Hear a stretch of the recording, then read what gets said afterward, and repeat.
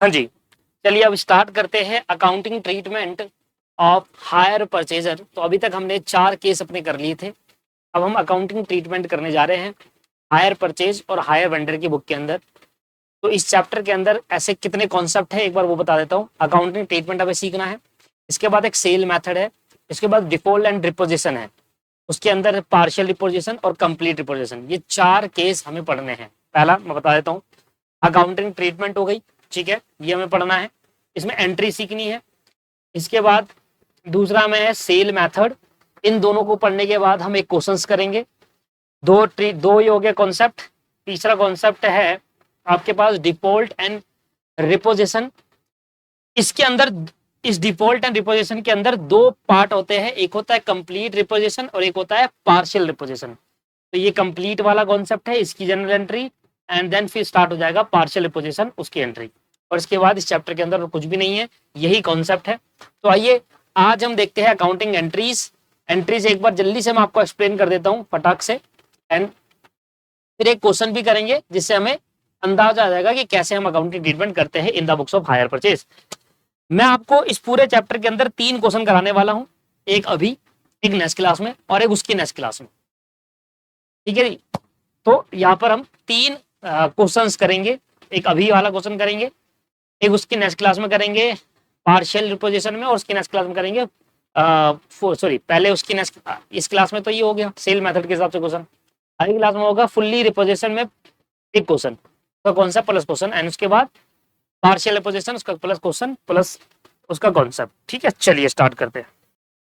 ठीक है जी, इसके बाद एक कॉन्सेप्ट और यहाँ पर एड ऑन होगा, मॉड्यूल आप जब खोलोगे तो वहां पर एक कॉन्सेप्ट और है, debtor method, stock debtor method और फाइनल अकाउंट मेथड। उसका एक क्वेश्चन दे रखा है लास्ट में, पूरा कॉन्सेप्ट एक्सप्लेन करा हुआ है, लास्ट में एक क्वेश्चन दिया हुआ है। तो सर उसको आपको करने की नीड नहीं है, वो आप नहीं भी करोगे तो चलेगा, क्योंकि जो मेन हायर परचेज है ना वो यही है, accounting treatment of hire purchase higher vendor की बुक में, इसके बाद सेल मेथड और डिफॉल्ट रिपोजिशन कंप्लीट और पार्शियल, यही मेन हायर परचेज है। 2016 सिलेबस की आप बुक देखोगे तो वहां पर भी यही इतना ही था। जो नया मॉड्यूल है उसके अंदर वो एड ऑन कर दिया गया debtor method stock method, basically उसमें ट्रेडिंग अकाउंट बनाकर प्रॉफिट एंड लॉस कैलकुलेट करता है हायर वेंडर, ये बेसिकली उसका काम होता है, वो हमें सिखाया गया है उसके अंदर। बाकी अगर उसको नहीं भी करोगे तो चलेगा, मैंने भी नहीं कराया हुआ था पेड लेक्चर के अंदर, मैंने मना कर दिया था स्टूडेंट को। बाकी अगर स्टूडेंट आगे डिमांड करते कि कराओ कराओ तो मैं करा दूंगा, ऐसा कोई बड़ी बात नहीं है। एक क्वेश्चन है, 3 कॉन्सेप्ट है, तीनों कॉन्सेप्ट एक क्लास में समझाना, एक क्वेश्चन बता देना, खत्म हो जाएगा। 2 से 3 घंटे लगते हैं उसको समझाने में, समझ वो भी हो जाएगा, बट फायदा क्या नहीं है, फायदा यह है उसको पढ़ने के बाद 3-4 घंटे की क्लास लगाने के बाद तो इतना इंपॉर्टेंट है नहीं। मैं कह रहा हूँ 1% चांस है उसका पेपर के अंदर आने का, और 99% चांस है कि इस वाले से आने का, इसलिए हम इस पे ज्यादा फोकस करते हैं। हायर परचेज एक छोटा टॉपिक है, बड़ा टॉपिक नहीं है, इसको बड़ा बना दिया गया है मॉड्यूल में, नई मॉड्यूल के अंदर एक्स्ट्रा पार्ट डालकर। वो नहीं भी डालते तो इंस्टीट्यूट चलता, पता नहीं क्यों ही डाला, खामखा का डाल रखा है। तो मेनली हम जो रिवीजन करने वाले हैं वो वही वाले पार्ट तक ही करने वाले हैं। Final account method, debtor method, stock debtor method मेरी तरफ से आप छोड़ सकते हैं, अगर आपको करना है तो अपने हैंड से खुद से कर लीजिएगा। ठीक है जी, मेरे जो पर्सनल स्टूडेंट है, पेड वाले स्टूडेंट, उनको मैंने साफ साफ मना कर रखा है, करने की जरूरत नहीं है, इतना बर्डन अपने ऊपर डालने की जरूरत नहीं है। कोर्स बहुत वेटेज बहुत ज्यादा है और आने के चांस है 1%। 1% इसलिए छोड़ते कि भाई क्या भी पता है इंस्टीट्यूट सनक जाए और डाल दे। 90% चांस, 90 से 99% चांस इसी यही तक के आने के हैं। तो मैंने आपको एक्सप्लेन कर दिया है। फिर कई स्टूडेंट कमेंट करते हैं कि सर अपने वो वाला मेथड तो कराया नहीं, वो मेथड भी रिवीजन में करा दो, तो वो मैं नहीं कराऊंगा, वो आप कर लेना खुद से अगर आपको करना है। क्योंकि देखिए 1% के लिए हम इतनी मेहनत नहीं करना चाहूंगा, मेरा पेपर होता तो मैं भी 1% के लिए इतनी मेहनत नहीं करता, 5% के लिए होती है, 10% तब भी नहीं करता। 90% चांस किसके यहाँ आने के, मैं उस पर मेहनत करता। आप पीछे के पास्ट पेपर देखिए, अगर आपको पीछे के पास्ट पेपर देखिए, 7-8 साल के पेपर देखिए, 2016 के तो मिलेगा ही नहीं आपको वो। 2022 में जितने भी सिलेबस, नए सिलेबस में जितने भी पेपर हुए उनको देखिए। जब आप 2022 सिलेबस के जितने भी पेपर देखोगे और उसमें एक भी पेपर में अगर आपको मिल जाए तो मुझे कह देना आप कि सर ये आया हुआ है, कमेंट कर देना, मुझे पेपर का अनुभव बता देना, मैं उसका भी रिवीजन कर दूंगा। ठीक है सर, चलो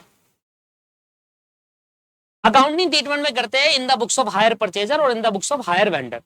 देखिए हायर परचेजर कौन होता है, बायर, हम लोग जो खरीद रहे हैं सामान। हायर वेंडर कौन है, सेलर, जो बेच रहा है सामान। सिंपल सी बात है, दोनों की बुक में हम अकाउंटिंग ट्रीटमेंट करेंगे। On transfer of position, position का मतलब है जो चीज आप खरीद रहे हो उसको ट्रांसफर करने का एंट्री क्या होगी। तो देखिए मैं परचेजर हूं और आप सेलर हो, मान लो मैं बायर हूं आप सेलर हो, तो मेरी बुक में एंट्री क्या होगी, मेरी बुक में एंट्री क्या होगी, इन द बुक्स ऑफ, चलो मैं एक काम करते हैं, मैं सेलर हूं और आप बायर हो, आप हायर परचेजर हो, मैं हायर वेंडर हूं। अब मैंने क्या करा, आपको कार बेची, क्या करा, आपको कार बेची और आपने कार को बाई करा, तो आपके पास क्या आई, एसेट आ गई, तो आपने कहा भाई एसेट अकाउंट डेबिट करा, और आपने मुझे उसके पैसे देने हैं तो मुझे क्रेडिटर बना लिया, हायर वेंडर को क्रेडिटर बना लिया। मैं क्या करूंगा, मैं हायर परचेजर मतलब आपको बना लूंगा डेटर, और मैंने हायर परचेज में सेल करी है तो मैं हायर परचेज सेल अकाउंट डालूंगा, यहाँ पर एक नया अकाउंट खोला जाएगा, क्योंकि मैं सिर्फ सेल नहीं लिखूंगा, क्योंकि सेल किसके लिए यूज होता है, गुड्स बेचने के लिए, जबकि यहां पर मैंने क्या करा है, गुड्स जो बेचे हैं, ये जो भी मेरे लिए गुड्स जो बिके हैं वो हायर परचेज ट्रांजेक्शन के लिए है, इसलिए हायर परचेज वर्ड यूज कर रहे हैं हम सेल के लिए, सेल के आगे हायर परचेज लगा रहे हैं जिससे पता चल जाए कि हायर परचेज। तो मैंने बेचा तो सेलर अपनी बुक्स में कहेगा कि बायर को बनाएगा डेटर और सेल की एंट्री करेगा, तो debtor to sale to hire purchase sale करेगा, क्योंकि नाम देना है उसको सेल के आगे ना। वो कहेगा भाई मेरे पे एसेट आ गई, कार आ गई, और कार किससे ली है, मैंने वेंडर से ली है, तो वेंडर का नाम आ जाएगा, वो क्रेडिटर बना लेगा क्योंकि अभी पेमेंट नहीं हुई है। जब वो डाउन पेमेंट, क्योंकि पेमेंट तो उसमें करनी ही नहीं है, ऑब्वियसली आपको पता है पेमेंट तो होनी नहीं है, क्योंकि हाई परचेज ट्रांजेक्शन का मतलब क्या, धीरे धीरे पे करना, पर डाउन पेमेंट तो करोगे ना। तो डाउन पेमेंट के केस के अंदर क्या होगा, लेट सपोज कि आपने लायबिलिटी बनाई है 2 लाख से, आपने एसेट बना रखा है 2 लाख से, मैंने कहा कि मेरे को आपसे 2 लाख लेना है, आपने कहा कि मुझे आपको 2 लाख देना है, अब आपने इसमें से 50,000 दे दिए, जब 50,000 दोगे तो मैं अपनी एसेट को कम करूंगा ना, 2 लाख से 50,000 कम करूंगा, तो कम कर दी और 50,000 आ गए। आप क्या कहोगे, आप कहोगे भाई 2 लाख की लायबिलिटी थी, आपने कहा भाई 50,000 मैं पे कर चुका हूं, तो 50,000 से लायबिलिटी कम करके बैंक से पैसा चले गया। दूसरी एंट्री समझ में आ गई, तीसरी की याद कर लेते हैं, on making an interest on due on unpaid balance. अब अनपेड बैलेंस है, अब समझिए कि इंटरेस्ट किसको लेना है और किसको देना है, आपको देना है और मुझे लेना है, तो मेरे लिए वो इनकम हो जाएगी, आपके लिए वो खर्चा हो जाएगा। तो इंटरेस्ट मेरे लिए इनकम है, आपके लिए खर्चा है। आपको किसको देना है, मुझे, हायर वेंडर को, और मुझे किससे लेना है, हायर परचेजर से, मतलब आपसे डेटर बना दूंगा और आप मुझे क्रेडिटर बना लोगे। बात समझ में आ गई, चलिए आगे, बहुत सिंपल सिंपल सा है। On making a payment of instalment, जब आप इंस्टॉलमेंट की पेमेंट कर दोगे तो वो 1.5 लाख रह गया था ना हायर परचेजर, पहली एंट्री में 2 लाख करा था, 2 लाख से लायबिलिटी बनाई थी, 50,000 से कम कर दी थी। अब जितनी बार इंस्टॉलमेंट पे करोगे उतनी बार लायबिलिटी कम करता चलूंगा। ओ सॉरी, एसेट, मैं तो एसेट कम करूंगा क्योंकि मेरे लिए आप एसेट हो, और आप अपनी लायबिलिटी की पे कम करोगे। देखो ऊपर हायर वेंडर आपने 2 लाख से लायबिलिटी बनाई थी, 50,000 से यहां कम करी। अब जब भी हम इंस्टॉलमेंट पे करोगे तब अपनी लायबिलिटी कम करके बैंक से पेमेंट करोगे, मैं अपनी एसेट कम करके बैंक से पेमेंट रिसीव कर लूंगा। On making of payment of instalment, आप पे करोगे तो मुझे पैसा आएगा, मैं डेबिट करूंगा, आप क्रेडिट करोगे बैंक को। और अभी आपने मुझे 1.5 लाख देना है, तो इंटरेस्ट के साथ आप मुझे पेमेंट करोगे, तो यहाँ हायर परचेजर आ जाएगा, मैं अपनी एसेट को कम कर दूंगा क्योंकि आपसे मुझे कम पैसे लेने होंगे, मतलब 1.5 में से 50 दे दो, 50 कम कर दूंगा, अब एक बचा। फिर जैसे सेकंड इंस्टॉलमेंट होगी उस तरीके से पे करेंगे आप। अब भाई मेरे पास तो एसेट है नहीं, एसेट आपकी है, आप कार ले गए तो कार पे लगेगा डेप्रिसिएशन, डेप्रिसिएशन की एंट्री आपको बचपन में सिखा दी थी, डेप्रिसिएशन टू एसेट, एसेट कम होगी, डेप्रिसिएशन खर्चा है। इसके बाद डेप्रिसिएशन को क्लोज करने की एंट्री भी आप ही करोगे, मैं, मेरे लिए एसेट है ही नहीं ना सर, हायर वेंडर क्या, सेलर, सेलर ने बेच दी, बात खत्म हो गई, सेलर ने बेच दिया, बात खत्म होगी। मैं इंटरेस्ट को क्लोज करने की एंट्री करूंगा क्योंकि इंटरेस्ट मेरी इनकम हो, आपके लिए खर्चा, आप भी करोगे मैं भी करूंगा। पर डेप्रिसिएशन लगाना, डेप्रिसिएशन को खर्चे राइट ऑफ करना, वो एंट्री मैं नहीं करूंगा क्योंकि डेप्रिसिएशन एसेट आपके पास है, चार्ज भी आप करोगे। तो आप क्या करोगे, डेप्रिसिएशन लगाया, एसेट कम हो गई, आपने कहा डेप्रिसिएशन को खत्म करके पीएल अकाउंट में ट्रांसफर कर दिया, ये होगी ट्रांसफर करने की एंट्री। इसके बाद इंटरेस्ट आपके लिए खर्चा था, इंटरेस्ट आपके लिए खर्चा था, इंटरेस्ट, अब आपने मनी मैचिंग कॉन्सेप्ट पढ़ा है ना, मैचिंग कॉन्सेप्ट क्या कहता है, सारे लॉस और खर्चे और इनकम और गेन को पीएल अकाउंट में ट्रांसफर करो। ट्रांसफर करने के लिए खर्चा अगर डेबिट है तो क्रेडिट करके खर्चे, तो इंटरेस्ट आपके लिए खर्चा था, आपने क्रेडिट करा, कैंसिल, और टू पीएल में ट्रांसफर। मेरे लिए इंटरेस्ट इनकम थी, मैंने डेबिट करके कैंसिल करा और पीएल में ट्रांसफर कर दिया, खत्म। इस तरीके से आपका ये खत्म हो गया, ये हो गया सिंपल क्वेश्चन। तो इसका एक क्वेश्चन करा दूं बुक के अंदर ही, जो पहले वाला मेथड था उसी का एक क्वेश्चन हम बुक के अंदर ही कर लेते हैं, ठीक है, आसान हो जाएगा। बुक के अंदर ही कराऊंगा दोस्त, क्योंकि वो बड़े बड़े क्वेश्चन है ना, उनको कराऊंगा तो मेरा काफी टाइम वेस्ट हो जाएगा, काफी समय लग जाएगा इस पे, तो इसके अंदर हम बुक से ही कर लेते हैं। ये चैप्टर है हमारा हायर परचेज इंस्टॉलमेंट। मैं आपसे जो बात कर रहा था ना वो इस चैप्टर, इसके लिए बात कर रहा था कि ये आपको करने की नीड नहीं है। देखो अब ये यहाँ पर चैप्टर चालू हुआ, ठीक है, ये सब चैप्टर चालू हुआ, केसेस में आपको पढ़ा चुका था, है ना, अभी सारे चैप्टर चालू होगा, अभी चैप्टर के अंदर हम चल रहे हैं, चैप्टर हमारा चालू हो रहा है, चल रहा है, और ये कहां तक है देखना, कितने सारे क्वेश्चन होंगे, सिर्फ पार्शियल और रेपोजिशन थे और कंप्लीट रेपोजिशन के सारे क्वेश्चन है ये। अब यहाँ पार्शियल रेपोजिशन चालू हुआ, देखो पार्शियल चालू होने के बाद देखो ये पार्शियल चालू हुआ, ठीक है, उससे पहले कंप्लीट था, ये पार्शियल चल रहा है, और ये देखिए क्वेश्चन जितने भी भर भर के क्वेश्चन डाले वो पार्शियल या फुल्ली रेपोजिशन या सिंपल वाले क्वेश्चन है, टेल मेथड के चल रहे क्वेश्चन ही क्वेश्चन है, देखो क्वेश्चन ही क्वेश्चन है, देख रहे हैं आप। लास्ट में एक क्वेश्चन डाल दिया है, वो उसके लिए सारा इतना सारा मेथड पढ़ाने को बोला। ये देखो यहां से वो चालू हुआ, डेटर मेथड, स्टॉक मेथड और फाइनल अकाउंट मेथड। अब मैं आपसे ये कह रहा हूं कि इसको करने की नीड नहीं है। ये बेसिकली ट्रेडिंग अकाउंट बनाने का अप्रोच है, ट्रेडिंग अकाउंट बनाकर प्रॉफिट और लॉस को कैलकुलेट करने की तरीका है, और इसके 3 तरीकों से आप कर सकते हो, डेटर, स्टॉक और फाइनल। ये पूरा कॉन्सेप्ट समझाया गया आपको इसमें, ये पहले नहीं था 2016 में डाला गया, ये पूरा कॉन्सेप्ट समझाया गया, पूरा कॉन्सेप्ट ही चल रहा है, पूरा कॉन्सेप्ट है ये। और उसके बाद लास्ट में एक क्वेश्चन दे दिया इन्होंने, ये कॉन्सेप्ट है, ये भी कॉन्सेप्ट है, देख रहे हो आप कितना सारा कॉन्सेप्ट है चल रहा है भी। यहां पर 15वां इलस्ट्रेशन दे दिया, इसमें आपसे कहा एक इलस्ट्रेशन दे रहे हैं जिसमें तीनों मेथड से सॉल्व करके दिखा दो। इंस्टीट्यूट का पर्पस आपको है कि एक बार ये पढ़ लो, बस बस एक बार आप पढ़ लो ये, क्योंकि अगर ये इंपॉर्टेंट होता तो इंस्टीट्यूट एक क्वेश्चन देता, इसके कई सारे क्वेश्चन देता। आने वाले टाइम में अपडेट हो जाएगा, बात अलग है, बट अभी के लिए इतना ही है। इलस्ट्रेशन 15 में, एक ही 15 इलस्ट्रेशन में तीनों मेथड सॉल्व कर दिया, और तीनों मेथड सॉल्व करके बाद चैप्टर खत्म कर दिया। अगर इतना ही इंपॉर्टेंट होता, देखो खत्म हो गया चैप्टर। इतना इंपॉर्टेंट होता तो एक क्वेश्चन थोड़ी देता दोस्त, एक से ज्यादा देता ना, कई सारे क्वेश्चन देता, नहीं एक ही क्वेश्चन दिया हुआ है। अभी जितनी भी कंप्रिहेंसिव प्रॉब्लम दे रखी है, ये वाली, ये तीसरा चौथा, जितने भी प्रॉब्लम दे रखी है सारे के सारे वो पहले वाले क्वेश्चन से है। कहीं पर भी आपको नहीं दिखाई देगा कि debtor method, stock method, debtor method, stock debtor method और फाइनल अकाउंट मेथड से सॉल्व कर दिया, कहीं पर भी नहीं दिखेगा आपको। अब कहेगा सिंपल क्वेश्चन है, ये अकाउंट बना के दिखाओ, vendor account, higher vendor account बना के दिखाओ, सिंपल सिंपल तरीके से देखो, गुड्स अपोजिट अकाउंट बनाओ, ये चीज है। तो हम मेहनत उस पर करेंगे जिसपे हमें आ रखा है, मतलब जिसपे हमें लगता है कि यार ये पेपर में आने के चांस है, तो उस पर मेहनत करी जाएगी। तो इसलिए मैं रिवीजन के केस के अंदर वो नहीं कराने वाला, मैंने पेड पे भी नहीं कराया, मैं टू वेरी क्लियर हूं सर। आप मेरी पेरी क्लास लोगे वहां पर भी नहीं मिलेगा आपको, आगे जाकर मैं उसको करा दूंगा, मेरे को 3-4 घंटे कोई बड़ी बात नहीं है, डाल के दे देना, बट उसको भी तो स्टूडेंट करेगा ही। अब स्टूडेंट करेगा तो एक बर्डन और हो जाएगा। तो इसलिए ये होता है कि चलो सर ने नहीं कराया, तो काफी स्टूडेंट सोचते हैं कि अरे सही वाला नहीं कराया तो ठीक ही है सर, यहाँ तक ही करके जाते हैं, तो बर्डन कम पड़ जाता है। बाकी अगर स्टूडेंट डिमांड करते, देखो वो कहते हैं कि भाई मेरे को सब करा के दो, मुझे नहीं पता, मैंने पैसे भरे, मुझे सब करा के दो, ऐसे भी हमारे स्टूडेंट्स होते हैं। गलत नहीं है, उनके पॉइंट ऑफ व्यू से भी गलत नहीं है, बट वो समझ नहीं रहे, ये करने का कोई फायदा नहीं है, ठीक है, जिसके चांस बहुत कम होते हैं।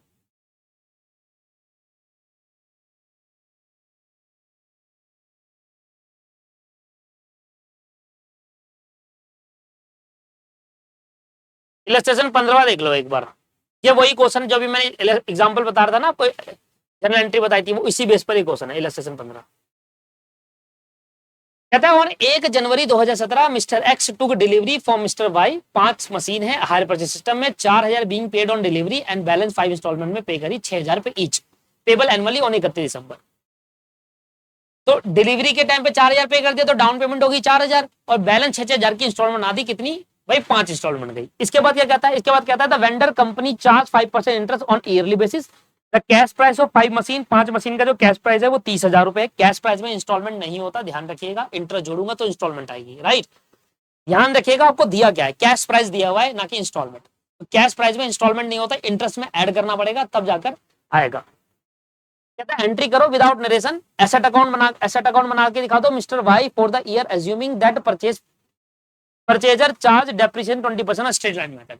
तो जो परचेजर है हायर परचेजर वो 20% का डायरेक्ट से डेप्रिसिएशन चार्ज कर रहा है। अब आंसर की तरफ देखेंगे तो सर हमारा हायर परचेज प्राइस कितना है, वो कैसे कैलकुलेट होगा, सिंपल सी चीज है।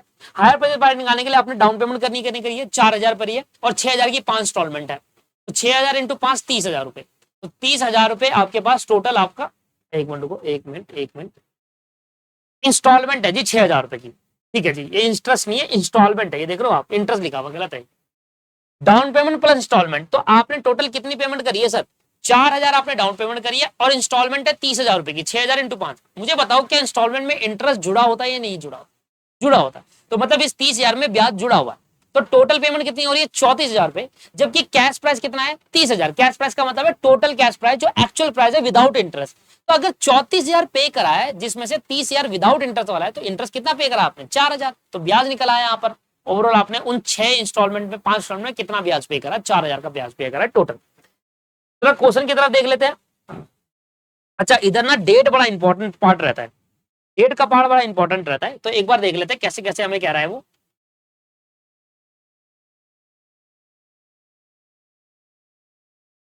1 जनवरी 2017 को हमने मशीन खरीदी है और जो इंस्टॉलमेंट हो रही है वो 6,000 रुपए की एनुअली पे करा जा रहा है 31 दिसंबर को, तो सालाना चल रहा है, तो डेट का ध्यान रखिएगा। 1 जनवरी को हमने 30,000 रुपए की खरीदी मशीन, 4,000 का डाउन पेमेंट करा, ठीक है जी, और 26,000 बैलेंस रह गया। अब 26,000 जो बैलेंस रहा वो साल के एंड में चले गए। अब साल के एंड में तो अगला साल आ जाओ या साल के एंड में, 26,000 में अब हम इंटरेस्ट कैलकुलेट करेंगे। तो इंटरेस्ट का रेट आपको क्या दे रखा है, इंटरेस्ट रेट दे रखा है क्वेश्चन के अंदर 5% का दे रखा है ईयरली बेसिस। अब 26,000 का 5% निकाल लो, 26,000 का 5% निकाल दीजिए। तो 26,000 का 5%, इधर ध्यान दीजिए, लिखने की जरूरत नहीं है, आपके बुक में है पहले से। 5% 1,300 रुपए ब्याज आया। तो अगर 6,000 रुपए की इंस्टॉलमेंट है, पहला केस है ये, पहला केस जो मैंने आपको कराया था पिछली क्लास में, 6,000 रुपए इंस्टॉलमेंट है जिसमें 1,300 रुपए आप इंटरेस्ट दे रहे हो, तो 4700 रुपए क्या हो गया, प्रिंसिपल हो गया। अब हमने कितना पे करा, 26 में 4700 पे करा, टोटल 6,000 माइनस नहीं करते क्योंकि 26,000 एक प्रिंसिपल है, तो प्रिंसिपल ही माइनस करना है। 26,000 में से 4700 प्रिंसिपल माइनस करेंगे तो 21,300 आ जाएगा। इस 21,300 को ओपनिंग बैलेंस बना लो, इसका 5% फिर से आप निकाल लो, 1,065 आ जाएगा। 1,065 इंटरेस्ट हो गया, तो 6,000 इंस्टॉलमेंट से 1,065 जाएगा, तो 4,935 आपका इंस्टॉल वो बन जाएगा प्रिंसिपल। फिर 21,300 में से 21,300 में से ये माइनस करो, इतना बैलेंस बच गया क्योंकि ये पे कर चुका हूं, इतना पे करना है। इस पे 5% का फिर से निकालो इंटरेस्ट, वही आ जाएगा। 6,000 में इंटरेस्ट ये रहा तो प्रिंसिपल ये रहा। अब 6 इतना में से इतना मैंने प्रिंसिपल पे कर दिया तो इतना बच गया। इस पे फिर 5% ब्याज निकालो, 559 आया। 6,000 में से इतना ब्याज आया तो 5,441 प्रिंसिपल अमाउंट पे करा है आपने, इतने में से प्रिंसिपल अमाउंट पे कर दिया, इतना बच गया। अब 5,742, अब लास्ट वाले में परसेंटेज नहीं निकालते, लास्ट वाले में क्या नहीं करते, परसेंटेज नहीं निकालते, क्योंकि देखो आपको पे करना है 5,742 पर आपने पे कितना करा 6,000, तो इन दोनों के जो डिफरेंस होता है उससे आपका बैलेंसिंग से ब्याज निकालता है। क्योंकि यहाँ थोड़ा पॉइंट पे गड़बड़ हो जाता है ना, 5% निकालते उसमें पॉइंट आ जाता है, तो कैलकुलेट भी कर लेते हैं। 5,742 का 5% निकालेंगे तो 287.1 आया, 287.1 आया। जबकि आपने 6,000 पे करा है तो आपने एक्स्ट्रा कितना पे करा 258, तो बैलेंसिंग फिगर से निकालो लास्ट वाला अमाउंट, क्योंकि आप ये कहोगे 5,742 में से 287 आपने इंटरेस्ट लोगे 5, तो 6,029 हो जाएगा सर। तो लास्ट वाला अमाउंट हमेशा बैलेंस फिगर से निकलता है। कैसे निकलेगा, देखो कितना ओपनिंग बैलेंस है, इतना पे करना था, इतना आपने पे करा, इंटरेस्ट इतना आया, ठीक है। पे तो आपने 45742 जितना करना था उतना ही करा, पर आपने पे कितना करा एक्चुअल में, सर इतना पे करना था प्रिंसिपल के हिसाब से, आपने एक्चुअल में 6,000 किया, तो ब्याज कितना आया 258, 6,000 में से 258 जाएगा तो यही बचे, ठीक है सर, और वहां पर नील हो गया, आप कोई बैलेंस नहीं बचा इस तरीके से। तो ये आपने कैलकुलेट करा analysis of payment of vendor. अब in the books of X, X कौन था, ऊपर आ जाओ। Mr X took delivery from Mr Y, तो मिस्टर एक्स हायर परचेजर और मिस्टर वाई हायर वेंडर है। एंट्री देखते जाओ अब सबसे पहले, इसके बाद एसेट आई, वही पहली एंट्री मेरी वही है एसेट खरीदने की। तो उसने एसेट खरीदी, किससे खरीदी, वाई से खरीदी। इसने डाउन पेमेंट करी वाई को बैंक से, ठीक है जी। तो एसेट खरीदी, वाई को क्या बनाया, लायबिलिटी, 30,000 की लायबिलिटी बनी, 4,000 की डाउन पेमेंट करी तो लायबिलिटी कम कर दी, 4,000 से बैंक से पेमेंट हुई। फिर इंटरेस्ट की ड्यू करने की एंट्री साल के एंड में 13,000 की इंटरेस्ट की 1,300, इसके लिए इंटरेस्ट क्या है, खर्चा, और किसको देना है इंटरेस्ट का पैसा, मिस्टर वाई को लायबिलिटी बना ली। फिर मिस्टर वाई को क्या करा, पहले इंस्टॉलमेंट पे करी साल के एंड में टू बैंक, तो मिस्टर वाई लायबिलिटी खत्म करा और बैंक से पेमेंट कर दी 6,000 रुपए।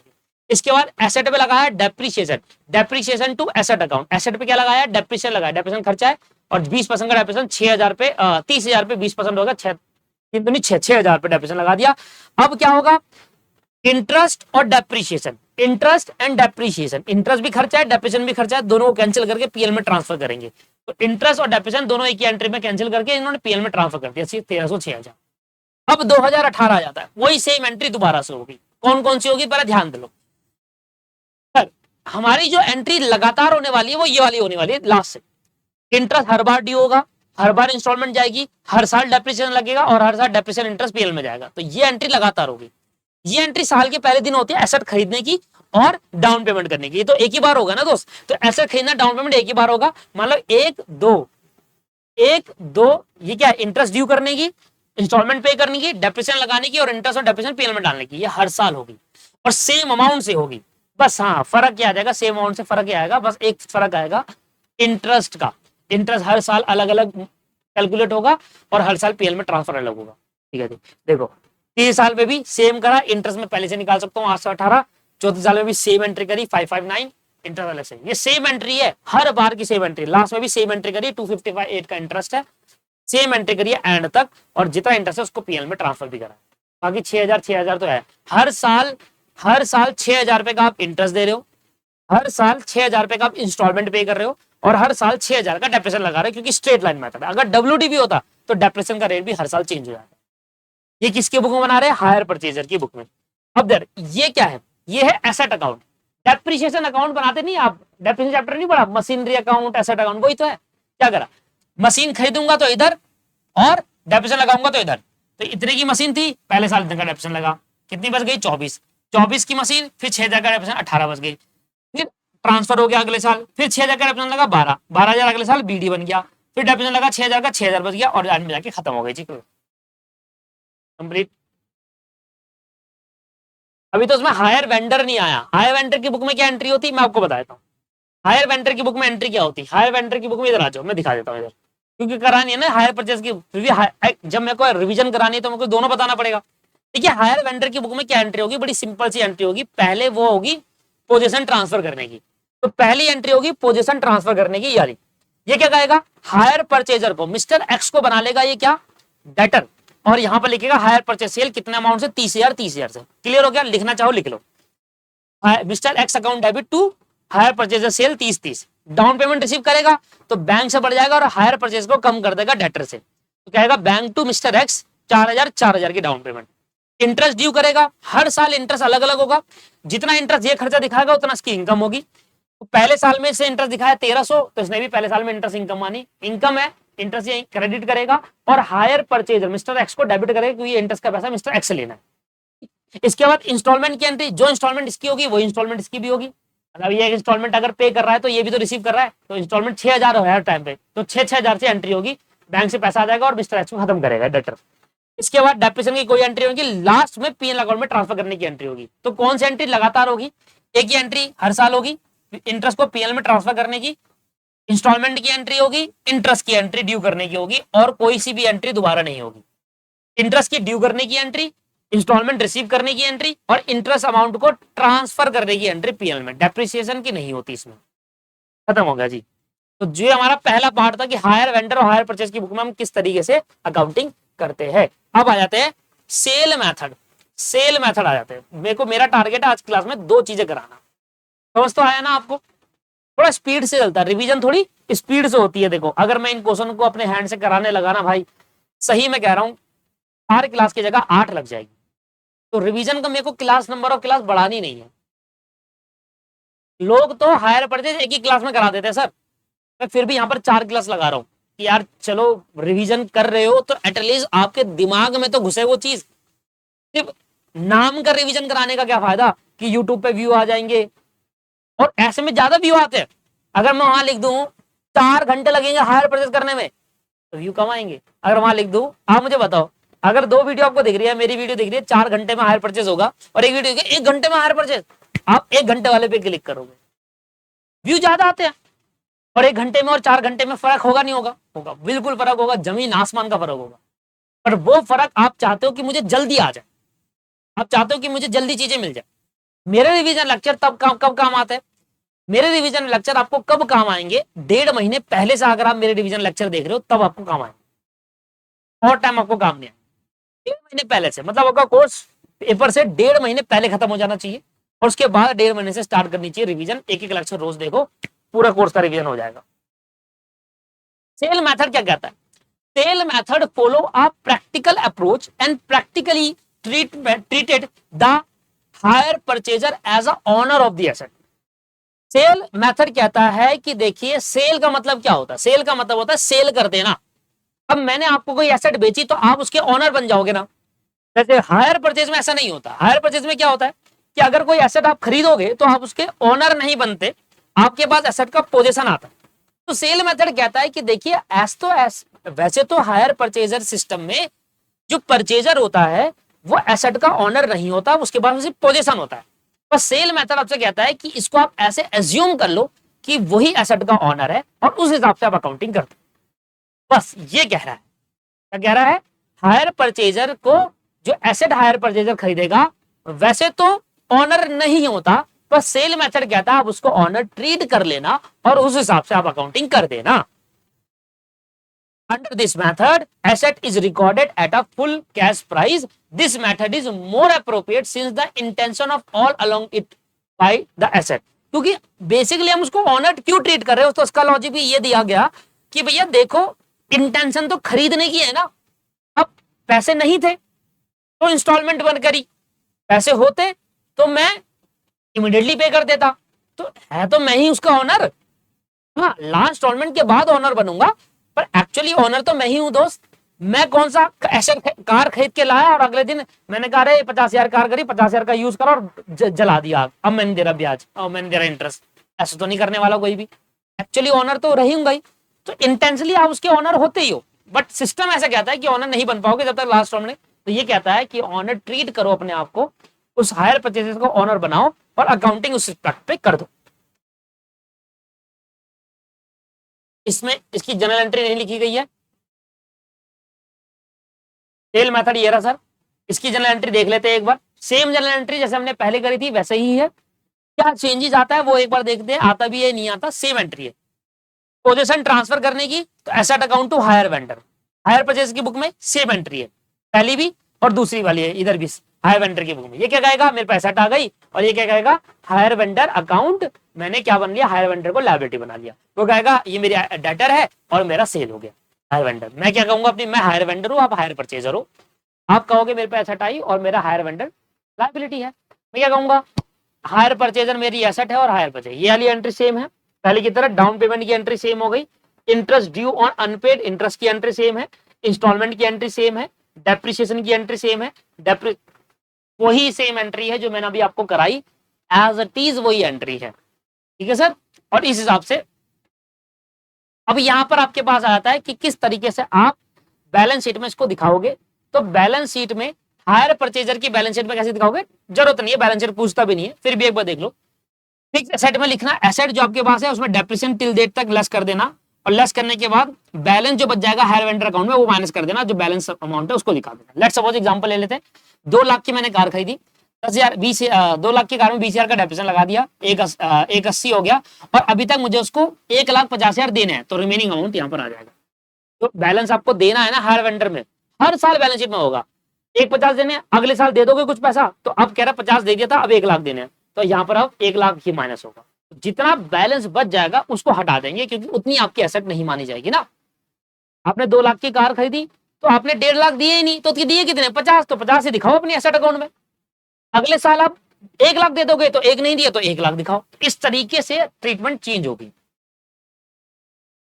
ये तो कहेगा हायर वेंडर क्या करेगा एसेट अकाउंट में, ये तो डेटर बनाएगा जी अपना, क्योंकि इससे पैसा आना है। ये तो सीधे सीधा कहेगा कि भाई मुझे 1.5 लाख आने हैं, मुझे 1 लाख आना है अगले साल, उसके बाद 50,000 आने हैं, तो जितना बकाया होगा हायर परचेजर इसको लेना होगा मुझे, मैं वेंडर हूं आप परचेजर हो, मुझे जितना आपसे लेना होगा उतने की मैं एसेट बनाऊंगा, आपको डेटर बना दूंगा, बस इतना अकाउंटिंग ट्रीटमेंट है।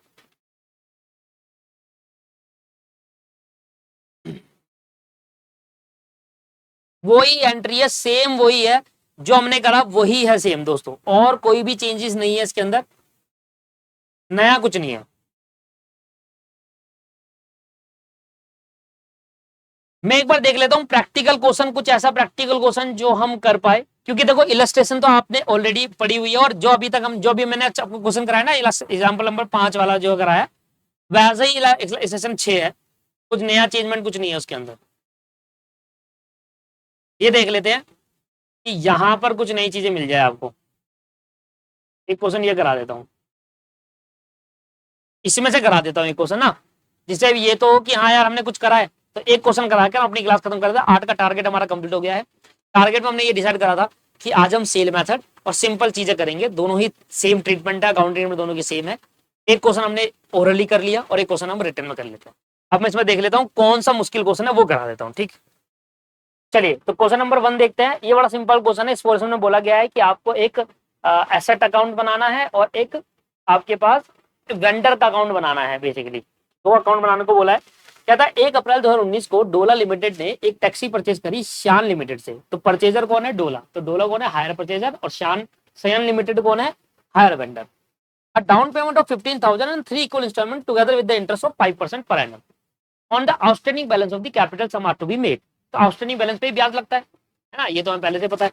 इसके बाद amount of last instalment payment was 15,750। Last instalment की जो पेमेंट है वो 15,750 है, तो लास्ट वाली दे रखी है आपको, ठीक है। Depreciation are to be provided 10% on reducing balance method. Reducing balance method at the end of 3 year the taxi was sold 25,000 in cash. तो टैक्सी का अकाउंट बनाना बड़ा सिंपल है दोस्तों, डेप्रिसिएशन आप पढ़ कर आ चुके हो, डेप्रिसिएशन के जैसे ही है। ये जल्दी से इसको करते हैं, छोटा क्वेश्चन है। Prepare a taxi and vendor account in the books of डोला लिमिटेड। वेंडर अकाउंट कौन? सेयन लिमिटेड का अकाउंट भी बनाना पड़ेगा डोला लिमिटेड की बुक में। पहले तो टैक्सी अकाउंट बना लेते हैं।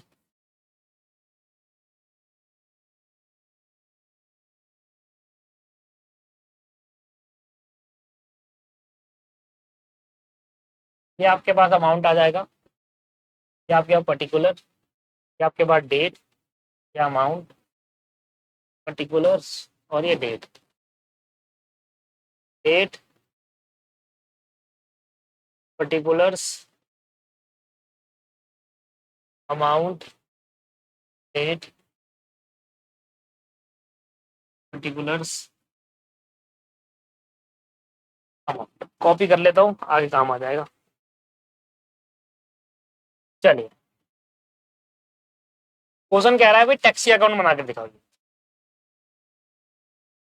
टैक्सी क्या है? एक एसेट है। एसेट का अकाउंट बनाना आता है नहीं आता? मशीन अकाउंट बनाना आता है? यस। खरीदोगे तो डेबिट, डेबिट लगेगा तो क्रेडिट, ठीक है। हायर परचेजर की बुक में मशीन खरीदने की एंट्री क्या होती है? एसेट बढ़ जाता है। और क्या हमने बैंक से एंट्री करते? नहीं, पहले एंट्री होती है सयन हायर वेंडर की बुक से। इसलिए मैं आपको ये भी दिखाता हुआ चलता हूँ, बाद में दिक्कत ना आए। एंट्री दिखाते रहता हूँ, भूल जाता है स्टूडेंट, क्या कर सकते। खरीदने की एंट्री क्या होगी? हायर परचेज की। Asset account debit to hire vendor, asset account debit to hire vendor. Asset क्या हो रहा है? डेबिट, किसकी वजह से? हायर वेंडर की वजह से। कर दो एसेट को debit to hire vendor. Hire vendor है सयन। कितने की एसेट खरीदी है?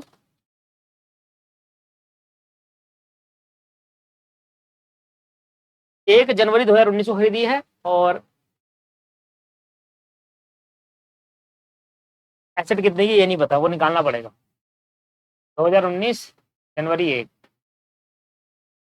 साल के एंड में लगाएंगे डेप्रिसिएशन। तो मुझे यहाँ पर एक अकाउंट एक और बनाना पड़ेगा वर्किंग नोट में।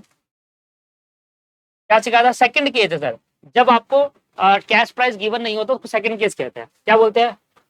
Let the total cash price, case तो आपको याद रखने ही पड़ेंगे, 100 प्लस इंटरेस्ट अगर हम जोड़ देंगे एट द रेट 5% का, क्या आता है 5, तो ये कितने के बराबर है? 105 के बराबर। अब जो थर्ड इंस्टॉलमेंट है उसकी बात कर लेते हैं, जो लास्ट इंस्टॉलमेंट है उसी से चालू करते थे, याद है केस नंबर 2 में। तो उस पर बताइए सर प्रिंसिपल अमाउंट कितना, इंटरेस्ट अमाउंट कितना निकलेगा? प्रिंसिपल निकाल लेते हैं डायरेक्ट, छोड़ो ना इंटरेस्ट। प्रिंसिपल का मतलब होता है कैश प्राइस। देखना जरा कितना है? 15,750 है लास्ट इंस्टॉलमेंट। 15,750 है लास्ट इंस्टॉलमेंट। ये 105 के बराबर है, तो 100 के बराबर कितना? क्योंकि मैं कैश प्राइस निकाल रहा हूं तो 100 के बराबर चाहिए।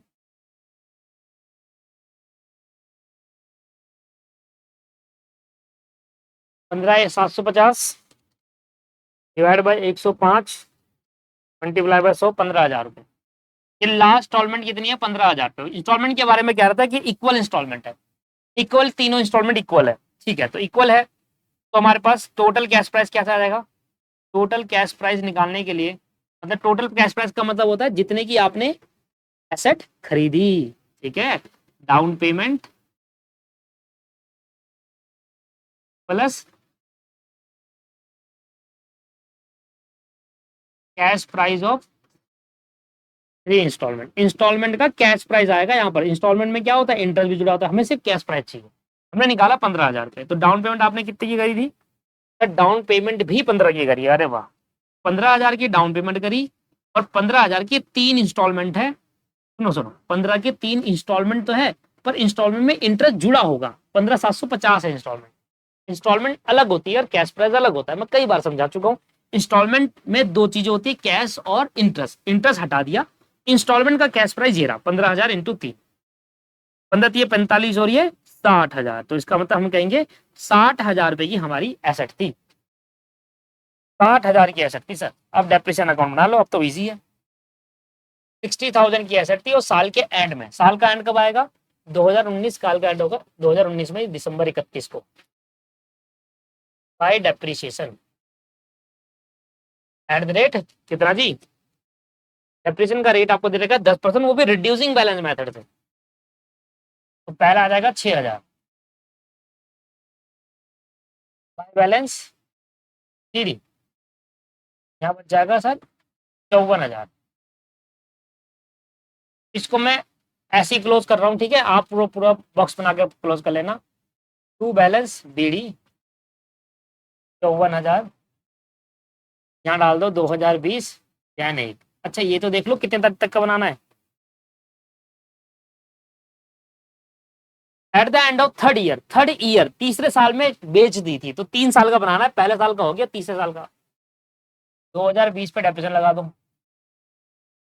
Bye depreciation at the rate 10%। अब इस पर लगेगा 54,000 पे डेप्रिसिएशन, जाएगा 5400, रिड्यूसिंग बैलेंस मेथड है, 54,000 5400 जाएगा 48,600 बाय बैलेंस सीडी। इसको भी क्लोज कर दो। क्लोज आपको वैसे करना है 2021 जैन 1 टू बैलेंस सीडी, तीसरे साल के एंड में बेची है सर, ठीक है जी। तो फिर पहले पहले 30 साल का डेप्रिसिएशन लगेगा 48,600 पे, 2020 21 दिसंबर 31 bye depreciation at the rate 10%। कितना जी? 48,600 का 10% कितना आ गया? 48,600 का है 4860। तो इस हिसाब से आप WDV कितने रहेगी? 48,600 में 4860 माइनस करेंगे, आपकी जो WDV थी 43,740 थी, और आपने इसको 25,000 के कैश में बेची है, तो 18,740 का लॉस हो गया। तो जो लॉस है वो यहाँ दिखाएंगे बाय PNL अकाउंट लॉस। और लॉस कैसे कैलकुलेट करेंगे? देखो 48,600 का हमारे पास साल के शुरू में था, साल में डेप्रिसिएशन लगा है 4860, तो WDV आ रही है 43,740। अब 43,740 की मशीन थी और आपने इसको 25,000 रुपए की बेच दी। तो कैसे बेची है? बाई कैश, तो कैश अकाउंट से 25,000 भी आए होंगे, 25,000 कैश अकाउंट से आ गया। अब ये डेप्रिसिएशन है सर, पूरा चैप्टर डेप्रिसिएशन वाला है, अब इसको एक्सप्लेन नहीं कर सकता, मैं ऑलरेडी पढ़ा चुका हूँ। 25,000 पे कैश आया तो 18,750 का 740 का लॉस हो गया, खत्म। क्या कर दो टोटल 48,600, इसका टोटल भी 48,600 है। लो sir, let me check, depreciation clear है 6,5400 और 4860, इसके आगे का दिया नहीं है इन्होंने, तो ये जो आंसर है वो क्लियर है। कहीं पर आपको सोल्यूशन मिल जाता है तो देख लेना, पास्ट पेपर में आया हुआ है क्वेश्चन है ये, पास्ट ईयर में मिल जाएगा आपको। अब हम बनाएंगे वेंडर अकाउंट। वेंडर बोले तो सयन सयन सयन, इसके लिए आपको एंट्री अपने दिमाग में आनी चाहिए, एंट्री आपके दिमाग में होनी चाहिए इसके लिए, पहले क्या होती थी फिर क्या होती थी, इस तरीके से करें स्टार्ट। सयन बोले तो वेंडर, जहां जहां वेंडर होगा उसकी एंट्री हमें दिखानी है। सबसे पहले हमने सयन को 15,000 रुपए की डाउन पेमेंट करी, उसके बाद हमने इंस्टॉलमेंट भी पे करा, उसके बाद हमने इंटरेस्ट भी पे करेंगे, इंटरेस्ट की ड्यू की एंट्री, ये सारी चीजें एंट्री होगी। एक बार मैं एंट्री एक्सप्लेन कर दूं इसकी बुक में, हायर परचेजर की बुक में क्या एंट्री होगी, कराए रहे तो ढंग से करेंगे, ठीक है। हायर परचेज बोले तो डोला लिमिटेड, पहले होगी एसेट खरीदने की एंट्री होगी एसेट अकाउंट डेबिट, एसेट नहीं आएगा, क्या आएगा? Truck account debit, truck account debit, देखते जाओ टू सयन। पहली एंट्री का मतलब क्या था? ट्रक आया और सयन को लायबिलिटी बना लिया। कितने का ट्रक आया था? 60,000। सारी एंट्री करके दिखाता हूँ आपको तीनों साल की, ठीक है सर। पहली एंट्री। अब दूसरी एंट्री क्या होगी? डाउन पेमेंट करने की। हम डाउन पेमेंट करेंगे तो पैसा जाएगा और सयन को लायबिलिटी कम कर देंगे।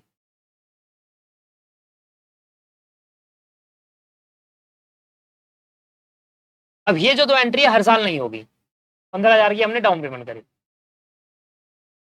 अब तीसरी एंट्री होगी इंस्टॉलमेंट की, इंटरेस्ट ड्यू करने की। इंटरेस्ट हमारे लिए क्या होगा, खर्चा, और ये इंटरेस्ट का पैसा किसको देना होगा, सयन को। तो सयन क्या आ जाएगा, लायबिलिटी बन जाएगा। जहां जहां सयन है वहां वहां लेजर पोस्टिंग करनी है। ठीक है, देखो ना, 60,000 में से 15 डाउन पेमेंट कर दी और 45,000 में 5% का डेप्रेशन लगे हो, इंटरेस्ट लगेगा, तो 2250 पहले साल का इंटरेस्ट आ गया 2250। 5% है ना, 5% है सर। इसके बाद आएगा फोर्थ एंट्री इंस्टॉलमेंट पे करने की। तो इंस्टॉलमेंट पे करेंगे तो सयन हमारी लायबिलिटी कम हो जाएगी क्योंकि हम उसको पे कर रहे हैं। ठीक, और 2 बैंक अकाउंट से इंस्टॉलमेंट पे करें। कैसे होगा, 15,000 तो प्रिंसिपल अमाउंट और 2,250 रुपए इंटरेस्ट अमाउंट। 15,000 प्लस 2250, 17,250। और एंट्री भी होगी जैसे कि डेप्रिसिएशन की एंट्री, डेप्रिसिएशन और इंटरेस्ट को पीएनएल अकाउंट में ट्रांसफर करने की भी एंट्री।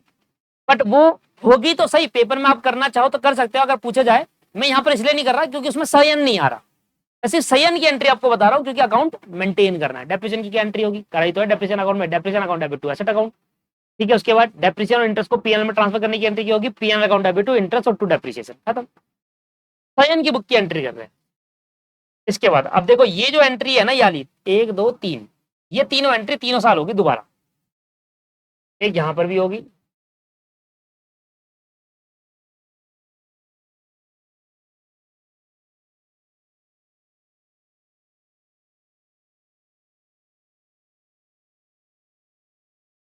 तीनों साल होगी एंट्री। अब बताता हूँ, नहीं नहीं, यही 2 एंट्री होगी तीनों साल, यही 2 एंट्री बार बार होगी। पहले साल भी ये एंट्री होगी, उसके बाद दूसरे साल भी ये एंट्री होगी। अब मैं आपको बता देता हूँ कैसे कैसे। ये तो होगी 2020 में, 19-20 में, 19 में ये दोनों एंट्री होगी, 20 में ये दोनों एंट्री होगी। ये 2021 की होगी, हाँ हाँ,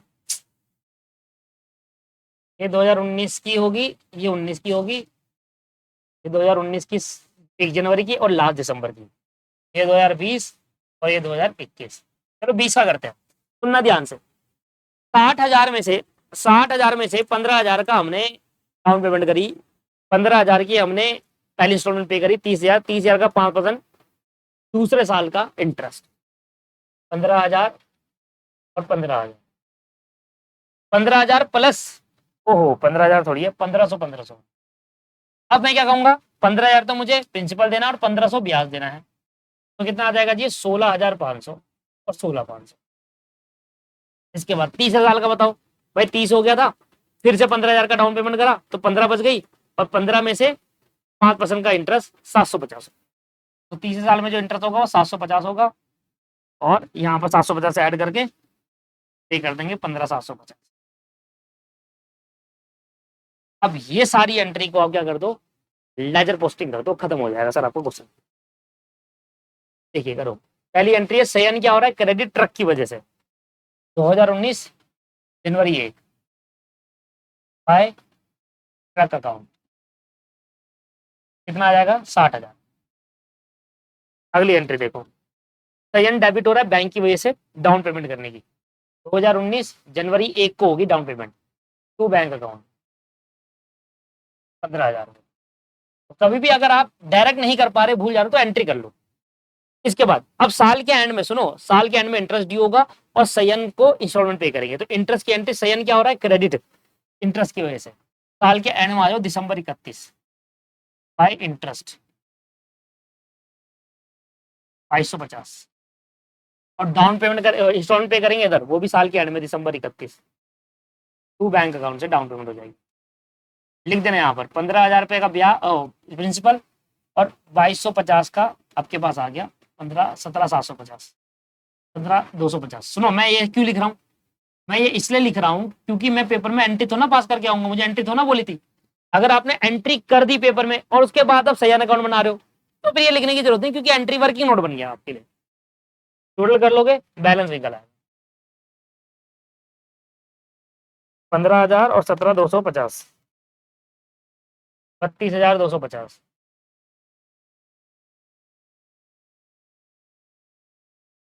में से ओहो 60,000 था यहाँ पर, 60,250 आ रहा है।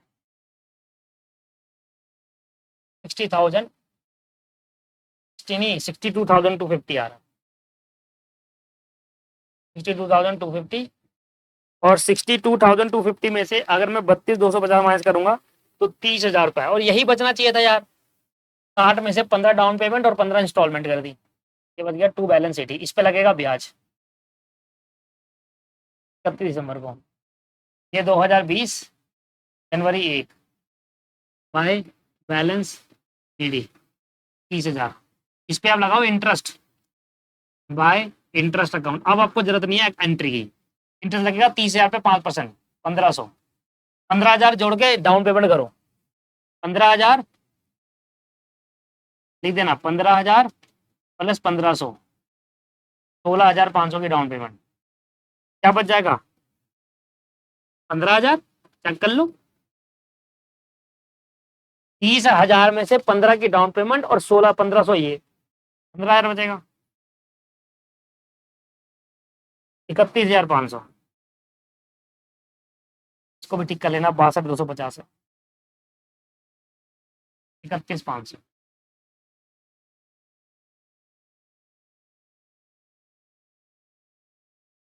फिर से 2021, अच्छा ये दिसंबर 31 को होगा, ठीक है ना, और ये भी दिसंबर 31 को है। 2020 दिसंबर 31, 2021 2021 आ जाएगा। यहाँ लिख देंगे जनवरी 1 को बैलेंस ट्रांसफर होगा बाय बैलेंस बीडी 15,000। इस पे लगाओगे इंटरेस्ट। अब तो जरूरत नहीं है ना एंट्री देखने की, एंट्री डायरेक्ट लगा दो। कितना जी? 5%, 750। टोटल कितना आ गया? 15,750। पूरा का पूरा पे कर दो, लास्ट इंस्टॉलमेंट है, खत्म हो गया। अब आपकी मर्जी, आप एंट्री लेके कर लो। मैंने आपको दोनों चीजें बता दी है, to bank account finance settlement. मैंने आपको दोनों चीजें बता दी है। आप अकाउंट मेंटेन करके भी कर सकते हो और एंट्री पास करके भी लेजर पोस्टिंग कर सकते हो। और यही एंट्री थी, सब कुछ करा दिया और ये क्वेश्चन हमारा खत्म हो गया। जरा एंट्री का देखो, 2250, 1,500 और 750। क्लियर हो गया जी क्वेश्चन? ये क्वेश्चन हमारा कंप्लीट हो गया। अच्छा, अब ये क्वेश्चन आपके लिए होमवर्क में, ये वाला क्वेश्चन, ये क्वेश्चन आपको होमवर्क में करवाना है। सेम क्वेश्चन है, कुछ नहीं है, फर्क कितना है, बस आपको कैश प्राइस पता होना चाहिए, डाउन पेमेंट पता होना चाहिए, इक्वल इंस्टॉलमेंट पता होना चाहिए। और ये पहले वाले केस से बिलोंग कर रहा है। देखो, 1 अप्रैल 2019 को गौरू एंड कंपनी परचेज करी machine on hire purchase system और machine mart for a cash price of 7,50,000। ये तो 7,50,000 का टोटल कैश प्राइस है जिसने की मशीन खरीदी है। ये रहा मशीन खरीदने का। डाउन पेमेंट आपको पता है, फिर इक्वल इंस्टॉलमेंट पता है 3 लाख रुपए। इस पे इंटरेस्ट नहीं निकाल सकते आप। पहला वाला केस है, इंटरेस्ट कैलकुलेट करना आता है आपको, अलग अलग से इंटरेस्ट कैलकुलेट हो जाए, राइट। इसके बाद गोरू एंड कंपनी परचेजर है, हायर परचेजर, और मशीन मार्ट जो है हायर वेंडर है। इसके बाद कह रहा है, ये आप करके लाओगे, 15% का डेप्रिसिएशन लगाना है डिमिनिशिंग बैलेंस मेथड से। गोरू एंड कंपनी ने पेड करा instalment due at the end of first year, at the end of the first year, पहले हर साल के एंड में हम पे कर रहे हैं, but could not pay the next instalment. Oh repossession है ये। 31 मार्च machine mart took position of the machinery, ये नहीं कर पाओगे अब, रिपोजिशन का है, ये मैं कराऊंगा। इंस्टॉलमेंट तो वही है, वो निकालना चाहिए। Could not pay the remaining instalment, ये भी मैं ही कराऊंगा आपको। तीसरा क्वेश्चन, फोर्थ क्वेश्चन क्या कहता है, यहां पर भी दे रखा है could not pay the remaining instalment because of financial difficulty experiment having the paid down payment first instalment and, ये भी मैं ही कराऊंगा। ये मतलब ये जब मैं आपको 2 3 4 में से 2 क्वेश्चन कराऊंगा, कुछ पार्शियल है और कुछ फुल्ली होगा, बट मेरी बात आप समझ रहे हो तो बता दो वाला कहां से आया। और देखो, बिकॉज ऑफ फाइनेंशियल डिफिकल्टी, फिर से देखो, फिर से because of financial difficulty could not pay the second instalment. Okay, इसके बाद ये क्या कह रहा है, ऑन फेलियर टू पे द इंस्टॉलमेंट, फिर से आप देख रहे हो जो मैं आपसे कह रहा था, इन्होंने इतने सारे क्वेश्चन डाले हुए हैं, कोई भी क्वेश्चन आपको दिखा? डेटर अकाउंट मेथड बताओ, stock and debtor account method. पता नहीं स्टूडेंट जो है वो समझ क्यों नहीं पाते। बहुत सारे स्टूडेंट समझ जाते हैं, मैं हर एक को नहीं बात कर रहा, पर कुछ स्टूडेंट कहते हैं कि नहीं हमें तो चाहिए, कोर्स में है तो हमें दो।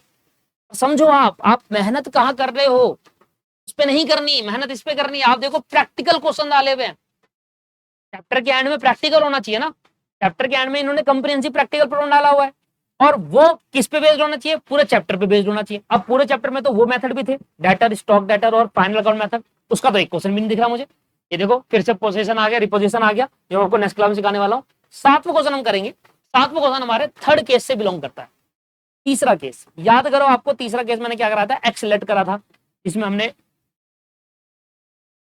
First instalment, second, third and fourth instalment दे रखी थी। उसके बाद हम इसको लेट कर रहे थे, हमने इसको लेट करा था इंटरेस्ट को, एक्स कैश प्राइस को ये लेट करा था। इस तरीके से हम काम कर रहे थे, तो वही यहाँ पर आ जाओ, एक क्वेश्चन कर लेते जल्दी से।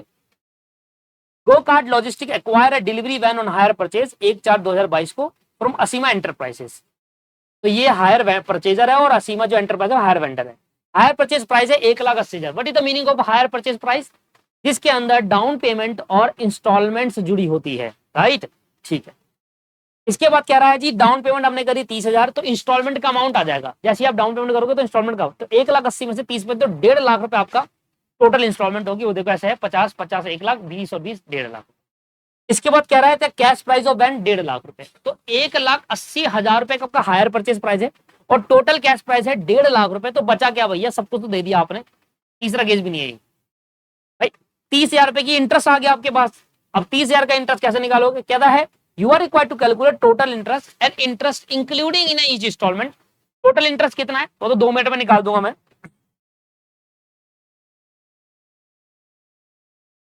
कौन सा है ये? Question number 7वां।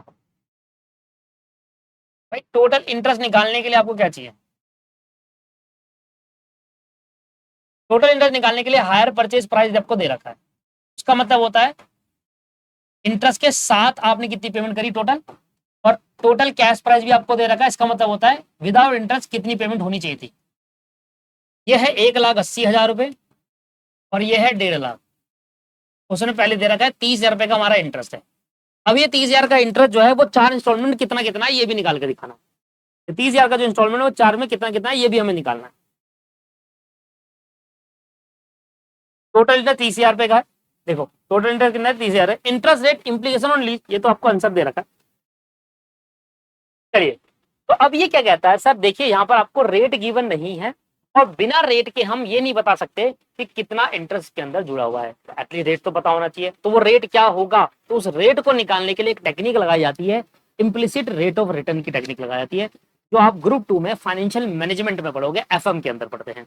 तो मैं आपको उसका कुछ पार्ट यहाँ पर सिखा देता हूँ, क्या से निकालते हैं। देखिए इम्प्लिसिट रेट ऑफ रिटर्न क्या होता है? IRR बोलते हैं इसको प्यार से। इसका पर्पस होता है कि वो रेट फाइंड आउट करना जिस रेट पर हमने ये इंटरेस्ट कैलकुलेट करा है, जो टोटल 30,000 आया ना, वो कैसे आया, उस रेट को फाइंड आउट करना हमारा मेन पर्पस होता है। उसके लिए हमें निकालता है concept of implicit, concept of IRR, implicit rate of return लिख लेना आप, IRR। तो इसमें क्या करता है, हिट एंड ट्रायल मेथड के बेसिस पर काम करते हैं। आप एक रेट लो और उस रेट से कैलकुलेट करना चालू करो। आप एक रेट ले लो, कोई भी अपने मन से कोई भी रेट ले लो, और उस रेट से कैलकुलेट करो और देखो क्या वो आपके पास आसपास आ रहा है। फिर एक दूसरा रेट लो और उस रेट को देखो क्या उसके आसपास आ रहा है। फिर दोनों रेट की हेल्प से एग्जैक्ट रेट निकालो कि एग्जैक्ट क्या रेट है जिससे वो इंटरेस्ट आपका बना है। समझ नहीं आया बिल्कुल भी? मैं पता चल जाता है मुझे, समझ आया नहीं आया। देखिए कैसे करना है, ध्यान सुनिएगा। मैं आपको थोड़ा एग्जाम्पल देता हूँ। कितने साल का दे रखा है? 4 साल का। ये है 0 0 मतलब साल का स्टार्टिंग, ये साल का एंड है, पहले साल का एंड है, ये सेकेंड ईयर का एंड है, ये थर्ड ईयर का एंड है, और ये 4 ईयर का एंड है। अब देखिए जिस स्टूडेंट ने टाइम वैल्यू ऑफ मनी पढ़ा हुआ है, time value of money chapter, और ये कहां पर ही पढ़ा होगा आपने? ये आपने अभी, आप एक्सक्यूजेज नहीं दे सकते। बहुत सारे स्टूडेंट क्या करते हैं ना, एक्सक्यूज देने लग जाते हैं, तो हमने तो नहीं पढ़ा। लीज अकाउंटिंग वाले चैप्टर में पढ़ा आपने, तो ये सीख लो। सेम लीज अकाउंटिंग में भी दोबारा आएगा, ध्यान से कैसे करना। देखिए क्या होता है, अगर मैं 1,000 रुपये यहाँ पर लगाता हूँ, बैंक में डिपॉजिट करता हूँ और 10% के रेट से बैंक में ब्याज मिलता है, तो 1 साल बाद ये 1,100 रुपये हो जाएंगे। इसको बोलते हैं प्रेजेंट वैल्यू, इसको बोलते हैं फ्यूचर वैल्यू। फ्यूचर वैल्यू के अंदर अंदर हमेशा ब्याज जुड़ा होता है। तो अगर मुझे फ्यूचर वैल्यू दे रखी है और मुझे प्रेजेंट वैल्यू में लेकर आना है, तो किस तरीके से लेकर आता हूँ, वो हमारा मेन पर्पस है। तो क्या करना होता है, अगर आपने 10% इस पे लगाया तो 1,100 आया, तो ये कितने के बराबर है, ये 110 के बराबर। तो इसको किसके बराबर लाना है, 100 के बराबर। तो इसको 110 मल्टीप्लाई बाय 100 करना होगा, तो इसके बराबर आ जाएगा। तो यहां से यहां लाने के लिए इसमें से ब्याज हटाना पड़ेगा, और यहां से यहां लाने के लिए इसमें ब्याज जोड़ना होगा। और रेट मुझे गिवन है, तो कैसे जोड़ूंगा भाई, लॉजिक समझ में आ रहा है। बिना रेट के तो ब्याज जुड़ेगा नहीं। पर मैं आपको एक सिंपल चीज बता रहा था कि अगर मैं 1,000 रुपये आज बैंक में लगाता हूँ, तो 1,000 मेरा प्रिंसिपल अमाउंट हो गया, प्रेजेंट वैल्यू आज की 1,000 रुपये। 1 साल बाद मुझे 10% का ब्याज मिलता है, तो 1,100 हो जाता है। तो क्वेश्चन में आपको ब्याज के साथ वाला दे रखा है, फ्यूचर वैल्यू दे रखी है। क्या दे रखा है, फ्यूचर वैल्यू। ये जो इंस्टॉलमेंट है वो फ्यूचर वैल्यू है। ये 50,000 में ब्याज जुड़ा हुआ है, जिस चीज के अंदर ब्याज जुड़ा होता है उसको फ्यूचर वैल्यू कहते हैं। और उसको प्रेजेंट वैल्यू में लेकर आना है, जिससे मेरा 1,50,000 अमाउंट बन पाए। कितना बन पाए, 1,50,000, क्योंकि ये क्या है, present value of the car. जिस साल हमने कार खरीदी उस साल 1,50,000 रुपए था। तो अगर मैं इन सबको जोड़ दूं तो ये आ रहा है 1,80,000, ये 1,50,000 आ रहा है। 50,000, 50,000, 30,000 और 20,000, ये 1,50,000 आ रहा है। प्लस उसमें डाउन पेमेंट जोड़ूंगा तो 1,80,000 बन रहा है इन सबका अमाउंट, जबकि इसके अंदर ब्याज जुड़ा हुआ है। तो अगर मुझे 1,50,000 रहना है, तो 1,50,000 में इन सभी पार्ट में इंटरेस्ट हटा दूंगा, तो एग्जैक्टली 1,50,000 आ जाएगा। अब वो इंटरेस्ट ही तो निकालना है, क्या होगा, उसके लिए रेट पता होना चाहिए। तो इसलिए आईआर का कंसेप्ट क्या कहता है, आप एक जनरल रेट ले लो। तो क्या है, पहले साल का ब्याज कितना है, 50,000। दूसरे साल का ब्याज कितना है, 50,000। अब सॉरी, दूसरे साल का इंस्टॉलमेंट है 50,000। 30 साल की इंस्टॉलमेंट है 30,000 और चौथे साल की इंस्टॉलमेंट है 20,000। ध्यान सुनिएगा, तो इसमें ना, इसमें यहां से लेके यहां तक 1 साल का ब्याज जुड़ा है, उसको प्रेजेंट वैल्यू में लाएंगे तो 1 साल इसका इंटरेस्ट, 1 साल का ब्याज से यहां से हटा देंगे। इसको 2 साल का ब्याज है तो 2 साल का इंटरेस्ट यहां से हटाएंगे। इसमें 3 साल का ब्याज जुड़ा हुआ है, 3 साल का इंटरेस्ट यहां से हटा के यहां लाएंगे। और 4 साल का ब्याज जुड़ा है, 4 साल का इंटरेस्ट लाके यहां से यहां। तो जब इन सबके ब्याज को इसके अंदर 1 साल का ब्याज जुड़ा, यहाँ पे कर दिया ना तो 1 साल का ब्याज जुड़ा होगा, यहाँ पे करा तो 2 साल का ब्याज जुड़ा हुआ है। तो इस तरीके से हम क्या करेंगे, इसको प्रेजेंट वैल्यू में लेकर आएंगे और सारी ये फ्यूचर वैल्यू। अब प्रेजेंट वैल्यू से फ्यूचर वैल्यू में, फ्यूचर वैल्यू से प्रेजेंट वैल्यू में लेने के लिए एक फॉर्मूला होता है। देखो, सबसे पहले आपने बचपन में सीखा होगा सिंपल इंटरेस्ट, कंपाउंड इंटरेस्ट। तो आपका कंपाउंड इंटरेस्ट का फॉर्मूला होता है अमाउंट 1 + r⁴n।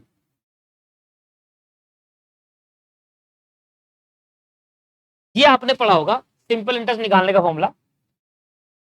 सिंपल इंटरेस्ट निकालने का नहीं, अमाउंट निकालने का फॉर्मूला होता है principal 1 + r⁴n in case of compound interest. तो आपने ये फॉर्मूला याद आ रहा है, पूछ।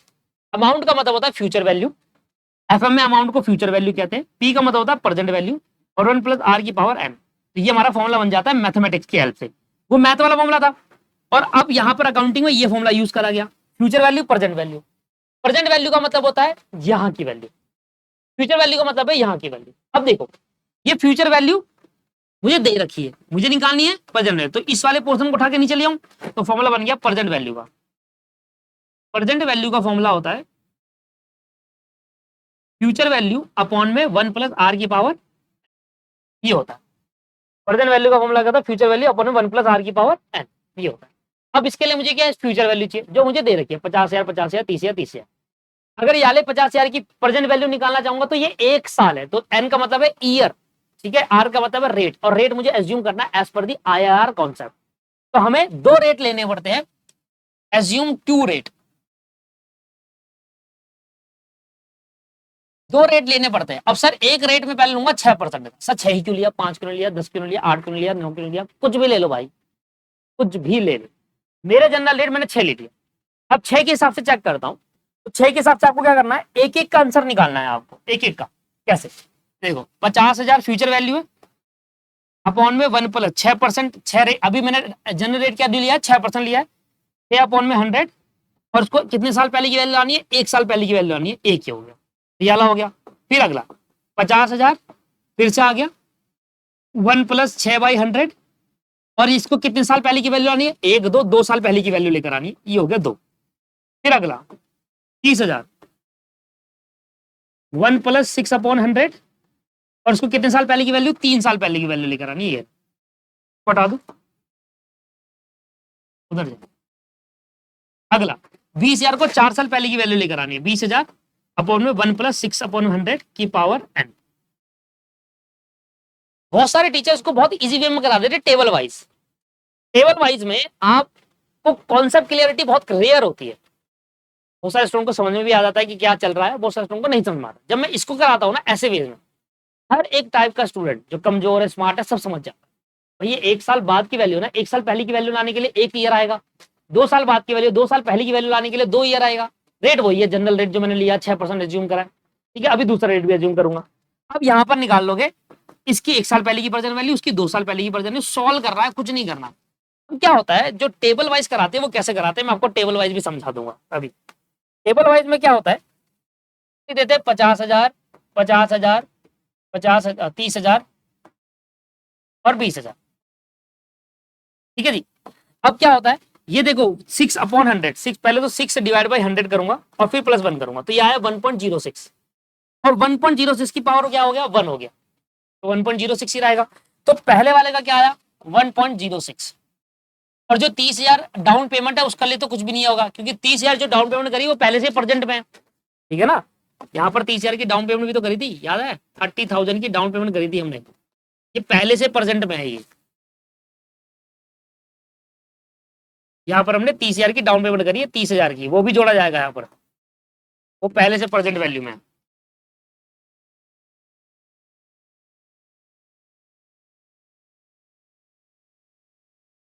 इस दिन करिए डाउन पेमेंट, अभी तो टोटल वैल्यू निकल कर आएगी। भाई ये तो इंटरेस्ट अमाउंट हटाने के बाद आ रहा है, ये सब क्या है, ब्याज हटा रहा हूँ सबका, तो 30,000 जोड़ूंगा तभी तो टोटल कैश प्राइस आएगा। इसको यहाँ पर जोड़ेंगे, टोटल कैश प्राइस आना चाहिए यहाँ पर, और वो टोटल कैश प्राइस कितना आना चाहिए, 1.5 लाख के अप्रोक्स आना चाहिए। देखो इसमें ना अप्रोक्स अमाउंट ही आता है, तो लगभग लगभग 1.5 लाख के अप्रोक्स आना चाहिए, उससे थोड़ा कम ज्यादा हो सकता है, वो IR मेथड से एग्जैक्ट रेट निकालेंगे, पर 1.5 लाख के अप्रोक्स आना चाहिए। अब होगा कि हाँ 1.5 लाख से कुछ बड़ा हुआ आएगा, होगा 1.5 लाख से कुछ कम आएगा, सॉल्व करके देखते हैं।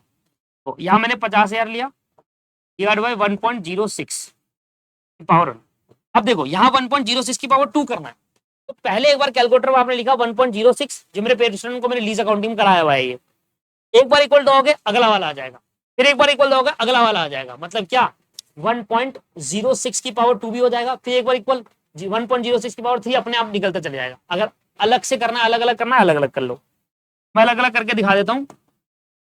1.06 की पावर 2, 1.06 दो बार मल्टीप्लाई कर देंगे, देखो 1.1236, इधर 30,000 डिवाइड बाई 1.06 की पावर 3 क्या जाएगा 1.11911016, और ये 1.06 की पावर 4,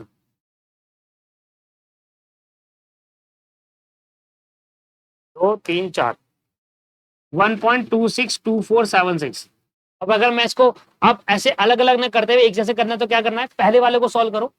1.06 कैसे सॉल्व करा था, पहले को, पहले 6 को 100 से डिवाइड करा, फिर 1 जोड़ दिया, 6 को 100 से डिवाइड करा और फिर 1 जोड़ दिया, 1.06 है, 2 बार मल्टीप्लाई दबाकर, यह है पहले वाले का। अब एक बार इक्वल दबाओगे अगला वाला आएगा, फिर एक बार इक्वल दबाओगे अगला वाले का नीचे आ जाएगा, फिर एक बार इक्वल दबाएगा अगला वाला आ जाएगा। देख लो आ रहा है ना, इस तरीके से सॉल्व कर लो। 50,000 डिवाइड बाई 1.06, यह है 47,169.8, पहले वाले का है 47,169.8, 47,169.8, तो 170 कर दूं,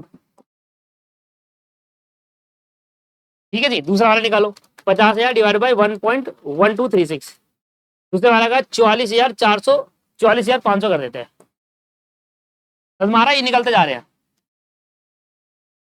तीसरे वाले का 30,000 डिवाइड बाय 1.191016, 25,886, 186। लास्ट वाले का 20,000 डिवाइड बाय 1.262476, 15,842, 15,842। तो जब मैंने रेट 6% लिया था तो ऐसे केस के अंदर मेरे ये इनका 1 साल की वैल्यू, अब 6% मैंने जनरली अज्यूम करा है, एग्जैक्ट रेट मुझे भी नहीं पता क्या है, पर निकालना कैसे उसी का कंसेप्ट आया यार, ठीक है ना। चलो देखते हैं एक बार, 30,000 आता ही नहीं आता 1.5 लाख के बराबर, 47,170, 44,500, 25,186 और 15,842। ये आ गया जी 1,62,698। मतलब अगर मैं 6% का रेट लेता हूं तो मेरा 1.5 लाख से ऊपर चले जाता है। अब मुझे 1.5 लाख से नीचे लेकर आना है या 1.5 लाख के मतलब इसको बढ़ाना है कम करना है, कम करना है, तो रेट को बढ़ाना पड़ेगा आपको। सर ऐसा क्यों? रेट कम करना पड़ेगा ना, ये आता स्टूडेंट के दिमाग में, नहीं रेट बढ़ाना पड़ेगा। अगर आप रेट बढ़ाते, मान लो मैंने डबल कर दिया 12% कर दिया, तो ये अब इससे कम वैल्यू आ जाएगी। सर कैसे आएगा कम वैल्यू, जरा बताओ। देखो रेट बढ़ाने से क्या होगा, नीचे का अमाउंट बढ़ जाएगा, नीचे का अमाउंट बढ़ने का मतलब ब्याज बढ़ जाएगा, और ब्याज हटाने के लिए देखो ना, जब आप रेट बढ़ाओगे तो इसके अंदर जो ब्याज होगा वो भी तो बढ़ा होगा, और वो जब माइनस होगा तो ऑटोमेटिकली ये अमाउंट कम नहीं हो जाएगा 47 से। तो रेट बढ़ाने से क्या होगा, इंटरेस्ट भी बढ़ेगा, और इसके अंदर जो इंटरेस्ट बढ़ा होगा 12% के रेट से बढ़ा होगा, जब हटाऊंगा तो 12% के रेट से हटेगा, और वो 47, ये 5% के, जब 6% के रेट से हट रहा था तो 47 उत्तर आया, अब 12% के रेट से हटेगा तो और कम नहीं आएगा, और ये कम होंगे तो एंड वैल्यू भी कम हो जाएगी। मैं आपको प्रूव करके दिखाता हूं।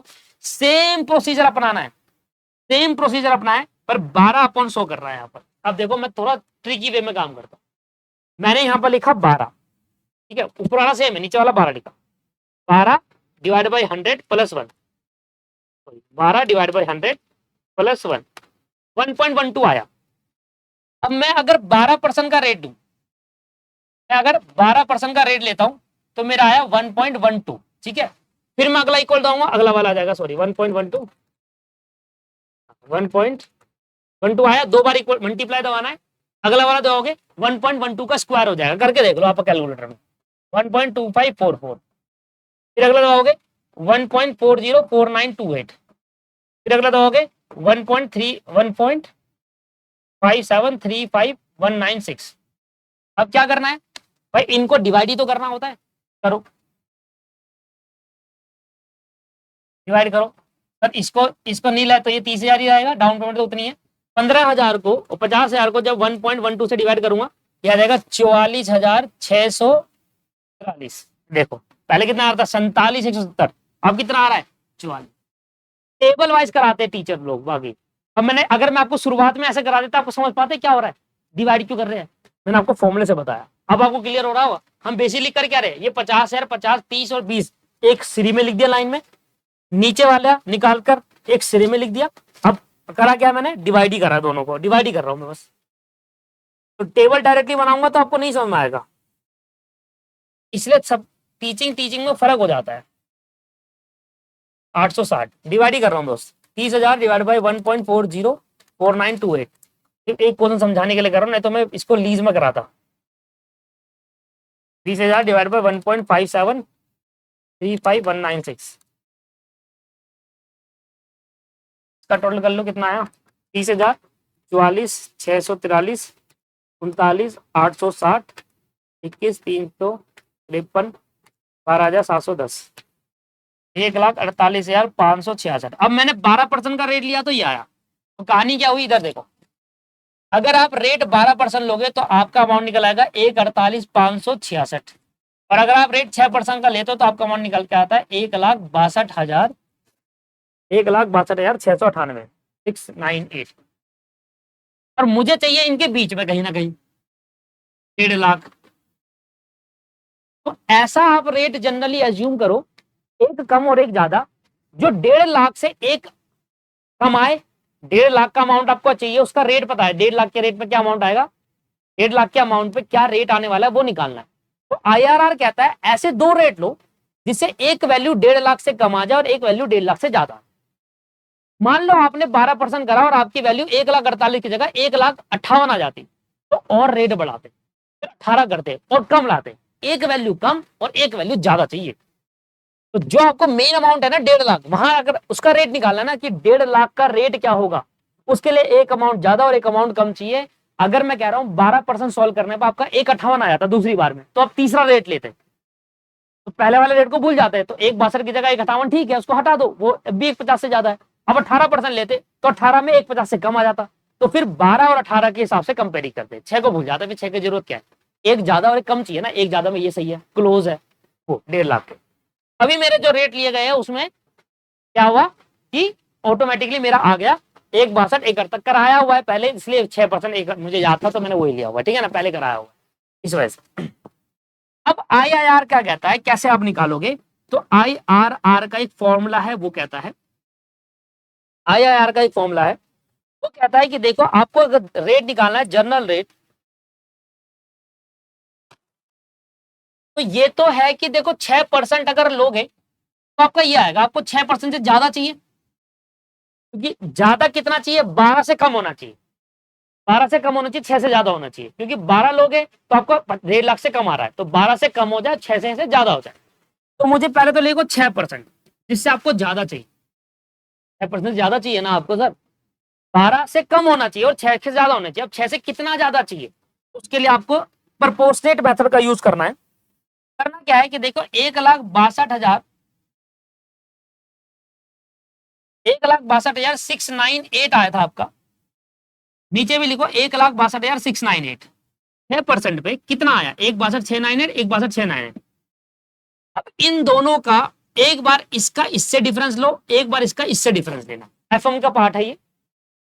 एक बार मैंने 6,62,698 में 1.5 लाख का डिफरेंस लिया, और एक बार मैं कितना का लूंगा, 1,48,566 का। एक बार 1.5 लाख कर लो, पहले ऊपर 1.5 लाख वाला लेना, नीचे 1,48,566। देखो मैं एफएम पढ़ाता नहीं और ना मुझे आती है एफएम। और फिर लिखो इन दोनों का डिफरेंस रेट का, अब जो अमाउंट आएगा वो एग्जैक्टली रेट आ जाएगा। देखो मैं एफएम नहीं पढ़ाता, और ये पूरा एफएम का कॉन्सेप्ट है, फाइनेंशियल मैनेजमेंट। मुझे नहीं आती एफएम, ना मैंने अपने टाइम पे भी ढंग के पढ़ी, मुझे ऐसे अच्छे टीचर मिले ही नहीं जो मुझे एफएम को इन डिटेल पढ़ा सके। खुद से जितना करा उतना अब ये समझा दूंगा मैं आपको, इतना तो आता ही है। मतलब उससे नहीं आया, मैंने खुद से ही देख लिया कैसे है। 1,62,698, मतलब 6% का जब आप रेट लगाते हो तो आपका जो अमाउंट निकल कर आता है वो 1,62,698 निकल के आता है। ठीक है, अब मुझे चाहिए कितना, 1,50, तो 1,50 अगर मुझे चाहिए, 1,50 अगर मुझे चाहिए तो कितना ज्यादा बड़ा हुआ है, दिख रहा है आपको। 1,62,698 में 1,50,000 चाहिए, तो ये 12,698 रुपए ज्यादा है। और अगर अगर आप 12% लेते हो तो उसमें 1,48,566 है। तो ये देखो कि ये इससे कितना, 1.5 लाख से कितना ज्यादा है, और ये देखो इससे कितना ज्यादा है। तो दोनों से आपको समझ में आएगा कि 1.5 लाख से कितना ज्यादा आया और 12% के रेट से उससे कितना ज्यादा आया। तो मैंने देखा इधर आया 12,698, तो यहां लिख देता हूं 6% से तो मुझे ज्यादा लाना है, 12,698, और नीचे चेक कर लेता हूँ 1,62,698 माइनस 1,48,566। तो आपने देखा उससे आ रहा है 14,132। अब आपने क्या आ रहा है, डिफरेंस निकाला। डिफरेंस किसका निकाला, 12% के अमाउंट से और 6% के अमाउंट से डिफरेंस है, इसलिए 12 और 6 को भी यहां से माइनस करा है, कि जो डिफरेंस आया वो 6 के डिफरेंस है। अब सुन लो ध्यान से, 6% अगर मैं रेट लेता हूं तो 1.5 लाख से ऊपर आ जाए। जैसे जैसे मैं रेट बढ़ाऊंगा वैसे वैसे 1.5 लाख से जो ऊपर आया, मतलब 1,62 आप 6% का रेट लेने पे 1,62,000 लगभग आ रहा है, 1,62,600 लगभग आ रहा है, 712। तो रेट बढ़ाने पर उस अमाउंट को कम किया जा सकता है। तो रेट बढ़ाऊंगा, अब मैंने कहा 6% तो लेना ही है, अब कितना रेट एक्स्ट्रा बढ़ाऊं, कितना रेट में एक्स्ट्रा बढ़ाऊं, तो मैंने कहा इस प्रपोर्शनेट पे एक्स्ट्रा बढ़ाऊं। जैसे आप इस प्रपोर्शनेट पे एक्स्ट्रा बढ़ाओगे तो आपको पता चलेगा एग्जैक्ट रेट क्या है, 6% पे वो ये वाला रेट जोड़ देना एग्जैक्टली। अब 6% तो आपका है ही, क्योंकि आपका मिनिमम ये था। 6% जैसे जैसे आगे बढ़ाओगे वैसे वैसे वो 1,62,000 कम होता चलेगा। अब क्योंकि आपने दो रेट का कंपैरिजन कह रहा 12% पे कितना है, तो हमने ये क्यों निकाला, हमने देखा कि भाई 1.5 लाख से हमारा कितना ज्यादा आया है और 12% से हमारा कितना ज्यादा है, हमने इसकी कैलकुलेशन करी। 1.5 लाख हमारा मेन अमाउंट था जो लाना था, उससे हमारा ज्यादा आया 12,698। और अगर हम 12% से कंपैरिजन करें तो उससे हमारा है 14,132। तो इतना रेट 12% के हिसाब से कंपैरिजन में इतना ज्यादा है, जबकि 1.5 लाख से इतना ज्यादा है। और 12 और 1.5 में, 12 और 6 में, 6 के रेट से तो ये 6 का रेट है और ये 12 का रेट है, इन दोनों के तो कंपेयर कर रहा हूं, तो इसलिए उन दोनों का डिफरेंस लिया गया। और जैसे ही दोस्तों आप ये अमाउंट यहां पर कैलकुलेट करोगे, 12,698 डिवाइड बाय 1,14,132 मल्टीप्लाई बाय 6, ये आ जाएगा अप्रोक्सीमेटली 5.39 कोई परसेंटेज है। तो 6 + 5, तो 6 + 5.39 ये आ जाएगा 11.39, 11.39। अच्छा तो और भी आगे तक है, और भी आगे तक है दोस्त। तो अगर आप 8 डिजिटल लोगे तो आपका एग्जैक्ट आंसर आएगा। तो अभी जो मेरा मेन आंसर आ सकता है उसमें थोड़ा ऊपर नीचे हो सकता है क्योंकि मैंने पॉइंट के बाद 2 डिजिट तक लिया है। अगर आप ये पॉइंट के बाद इधर 5.39 के बाद 2 की जगह 8 डिजिट तक लो, एग्जैक्टली आपका इंटरेस्ट 30,000 आ जाएगा। अभी 30,000 नहीं आएगा, क्योंकि अगर आपका इंटरेस्ट में भी पॉइंट के बाद 2 डिजिट तक लेने पर एग्जैक्ट आंसर कभी नहीं आता, 8 बार 8 डिजिट तक लेने पर एग्जैक्ट आंसर आता है। कम से कम 6 तो लो। अब मैं इतना नहीं चल सकता सर, रेट आपका 11.39 तक है और स्टडी मेट में भी आपको यही रेट दे रखा है। देखो इम्प्लिसिट रेट ऑफ रिटर्न आपको दे रखा 11.39%, जबकि ये आगे भी चल सकता है। इसलिए इनका इंटरेस्ट का जो अमाउंट निकल रहा है इस रेट से वो 30,182 आ रहा है, जबकि 30,000 का तो इंटरेस्ट है। ज्यादा कैसा आ रहा है? क्योंकि रेट आपने लिमिट तक लिया है। इस रेट को 11.39 को 8 डेट तक लो पॉइंट के बाद, ना कहना 30,000 एग्जैक्ट आ जाए, एग्जैक्ट 30,000 आ जाएगा। ठीक है जी, चलो क्या आपको समझ में आया एक तरीका? तो कुछ आपको लेना है कम रेट और एक लेना आपको ज्यादा है। डिफरेंस जो है उस रेट का, ये आपको याद रखना पड़ेगा। थोड़ा फॉर्मूला है, एक बार कंपेयर करो 1.5 लाख से कितना ज्यादा आया, एक बार 12% के रेट से कंपेयर करो और उन दोनों का डिफरेंस से कंपेयर करा, क्योंकि यहाँ पर फिर आप यहाँ पर कैलकुलेट करो और आपके पास IRR आ जाएगा। FM के टीचर भी नहीं पढ़ा पाएंगे सर, मैं आपको बता रहा हूँ। FM की क्लास में बहुत अच्छे टीचर्स होंगे, मेरे को नहीं आई FM कभी जिंदगी में समझ में, और ये FM का ही पार्ट है। कॉस्टिंग मुझे इतनी बढ़िया तरीके से आती है, मैं आपको यही बता सकता हूँ, ये लॉजिक है वो पीछे ये लॉजिक है। आपने देखा होगा इसमें मुझे इतना लॉजिक मैं आपको बता नहीं पाया, उस लेवल पे एक्सप्लेन नहीं कर पाया कि हमने ऐसा डिफरेंस किया, क्योंकि आपका बेस कमजोर है। क्योंकि FM का पार्ट मुझे आता ही नहीं इतना, मैं आपको रियल बता रहा हूँ, नहीं आती सर। नहीं तो मैं FM तो नहीं पढ़ाता आपको, नहीं आती नहीं, मैं गलत क्यों कराऊंगा। बट हाँ, एक हद तक मैं आपको एक्सप्लेन कर चुका हूँ, और यही एक्सप्लेन वहां पर भी करते थे। IR निकालते थे, आप देख लेना, IR का कंसेप्ट निकाल देना, यूट्यूब पर सारे टीचर है पढ़ा रहे, आप देख लेना, सेम एक्सप्लेनेशन आपको दिया होगा। कि हम ये देख रहे हैं कि 6% से कितना ज्यादा आया, जितना ज्यादा करेंगे उतना वो 1.5 लाख के करीब जाएगा। तो 6% कितना हमें ज्यादा करना पड़ेगा? 5.39 ज्यादा करना पड़ेगा, तब वो 1.5 लाख के करीब पहुंचेगा पूरा एग्जैक्टली। इसके हमने देखा कि 1,62,000 6% को लेने पे इतना आया, अब हम 1.5 लाख से कितना ऊपर गए और हम उस 12% से कितना ऊपर गए। तो इन दोनों के डिफरेंस लेने के बाद उस रेट का भी डिफरेंस ले लिया, देन उसके कंपैरिजन से हमने ये नहीं रेट निकाला। अब इसके बाद 11.39 आ गया है, तो उसके बाद अब करना ही कुछ नहीं है, ये रेट निकालना है, सबसे मैंने मेन पार्ट था। ये प्रोसेस समझ में आया था ना आपको? ये प्रोसेस दोनों रेट पे अप्लाई करना है। आप जरूरी नहीं है कि 6 ले लो, आप यहाँ पर 10 ले लेते और वहां पर 2-3 रेट आगे बढ़ा के 12-13 कर लेते, ठीक है ना। आप यहाँ पर 10 कर लो, वहां पर 14 कर लो, 10 और 14 से भी सेम ही रेट निकलेगा। अगर आप फिर भी अगर आप इसको और स्ट्रॉन्ग करना चाहते हो तो एक काम करो, पहला वाला रेट 10% से कैलकुलेट करो, ये चीज 10% से निकालो, और फिर एक निकालो 14% से, दोनों से निकालो और सेम सेम कॉन्सेप्ट लगाकर लगाओ, आपका 11.39 ही आएगा। आप तो निकाल लो सर। ओपनिंग कैश बैलेंस ये हो गया ईयर, ये हो गया ओपनिंग कैश बैलेंस, ये हो गया इंस्टॉलमेंट, यहां हो गया कैश प्राइस, ये हो गया इंटरेस्ट, और ये हो गया क्लोजिंग कैश बैलेंस। ठीक है भाई, 1 2 3 4 ही है, 4 ही कर लेते हैं। साल के शुरू में हमारा 1.5 लाख था ओपनिंग कैश बैलेंस, 5 है सर, 5 ईयर आप लिख लेना, ठीक है ना। साल के शुरू में 1.5 लाख का ओपनिंग कैश बैलेंस था, जिसमें से हमने 30,000 की डाउन पेमेंट करी। ओहो हाँ सही तो है, 1.5 लाख का ओपनिंग कैश बैलेंस है, 30,000 की डाउन पेमेंट करी। अब बाकी जो रिमेनिंग बैलेंस है 1,20,000, उस पर लगेगा ब्याज।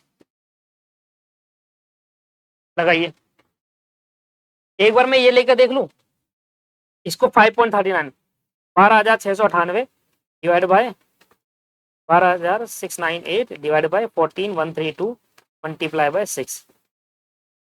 सर जो आ रहा है ना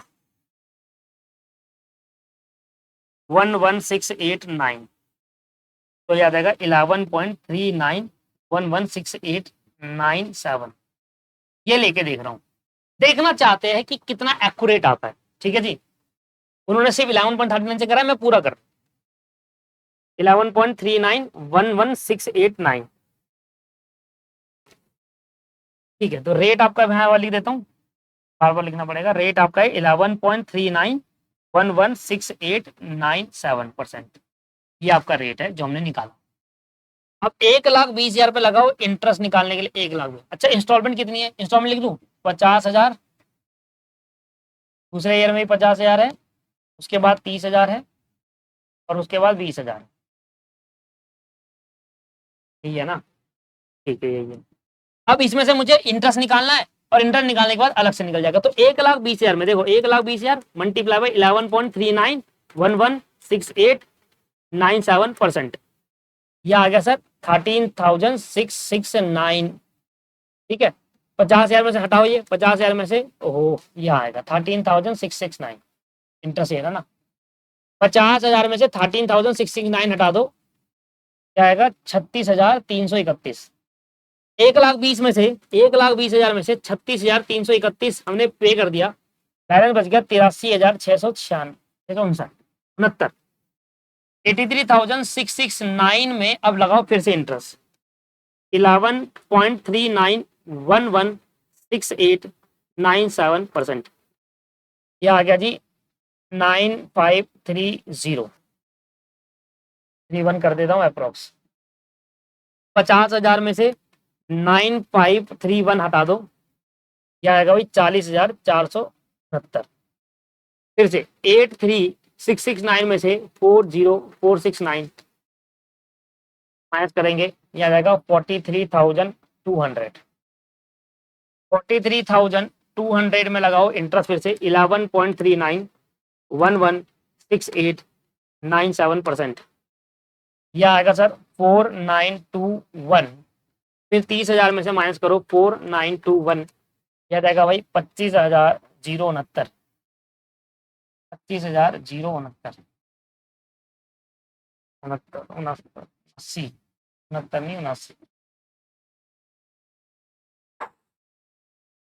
25,079 में से अब इधर माइनस कर दो डिफरेंस 20,000, तो 5079 आ गया। लास्ट वाला बैलेंस फिगर से निकालते हैं ना, बताया था आपको, और यहाँ पर आपके पास आ गया, यहाँ टोटल इंटरेस्ट आ जाएगा।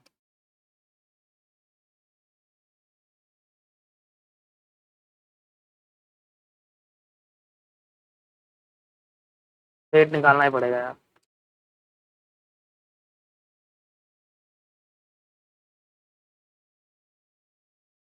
रेट निकालना ही पड़ेगा, डिफरेंस से नहीं हो रहा। इसका निकालो परसेंटेज 2856 2857।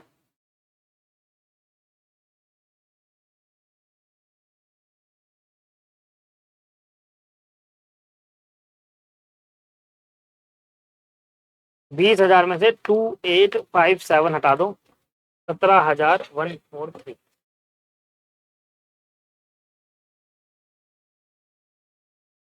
अरे गलती कर दी ना इधर, इधर गलती कर दी।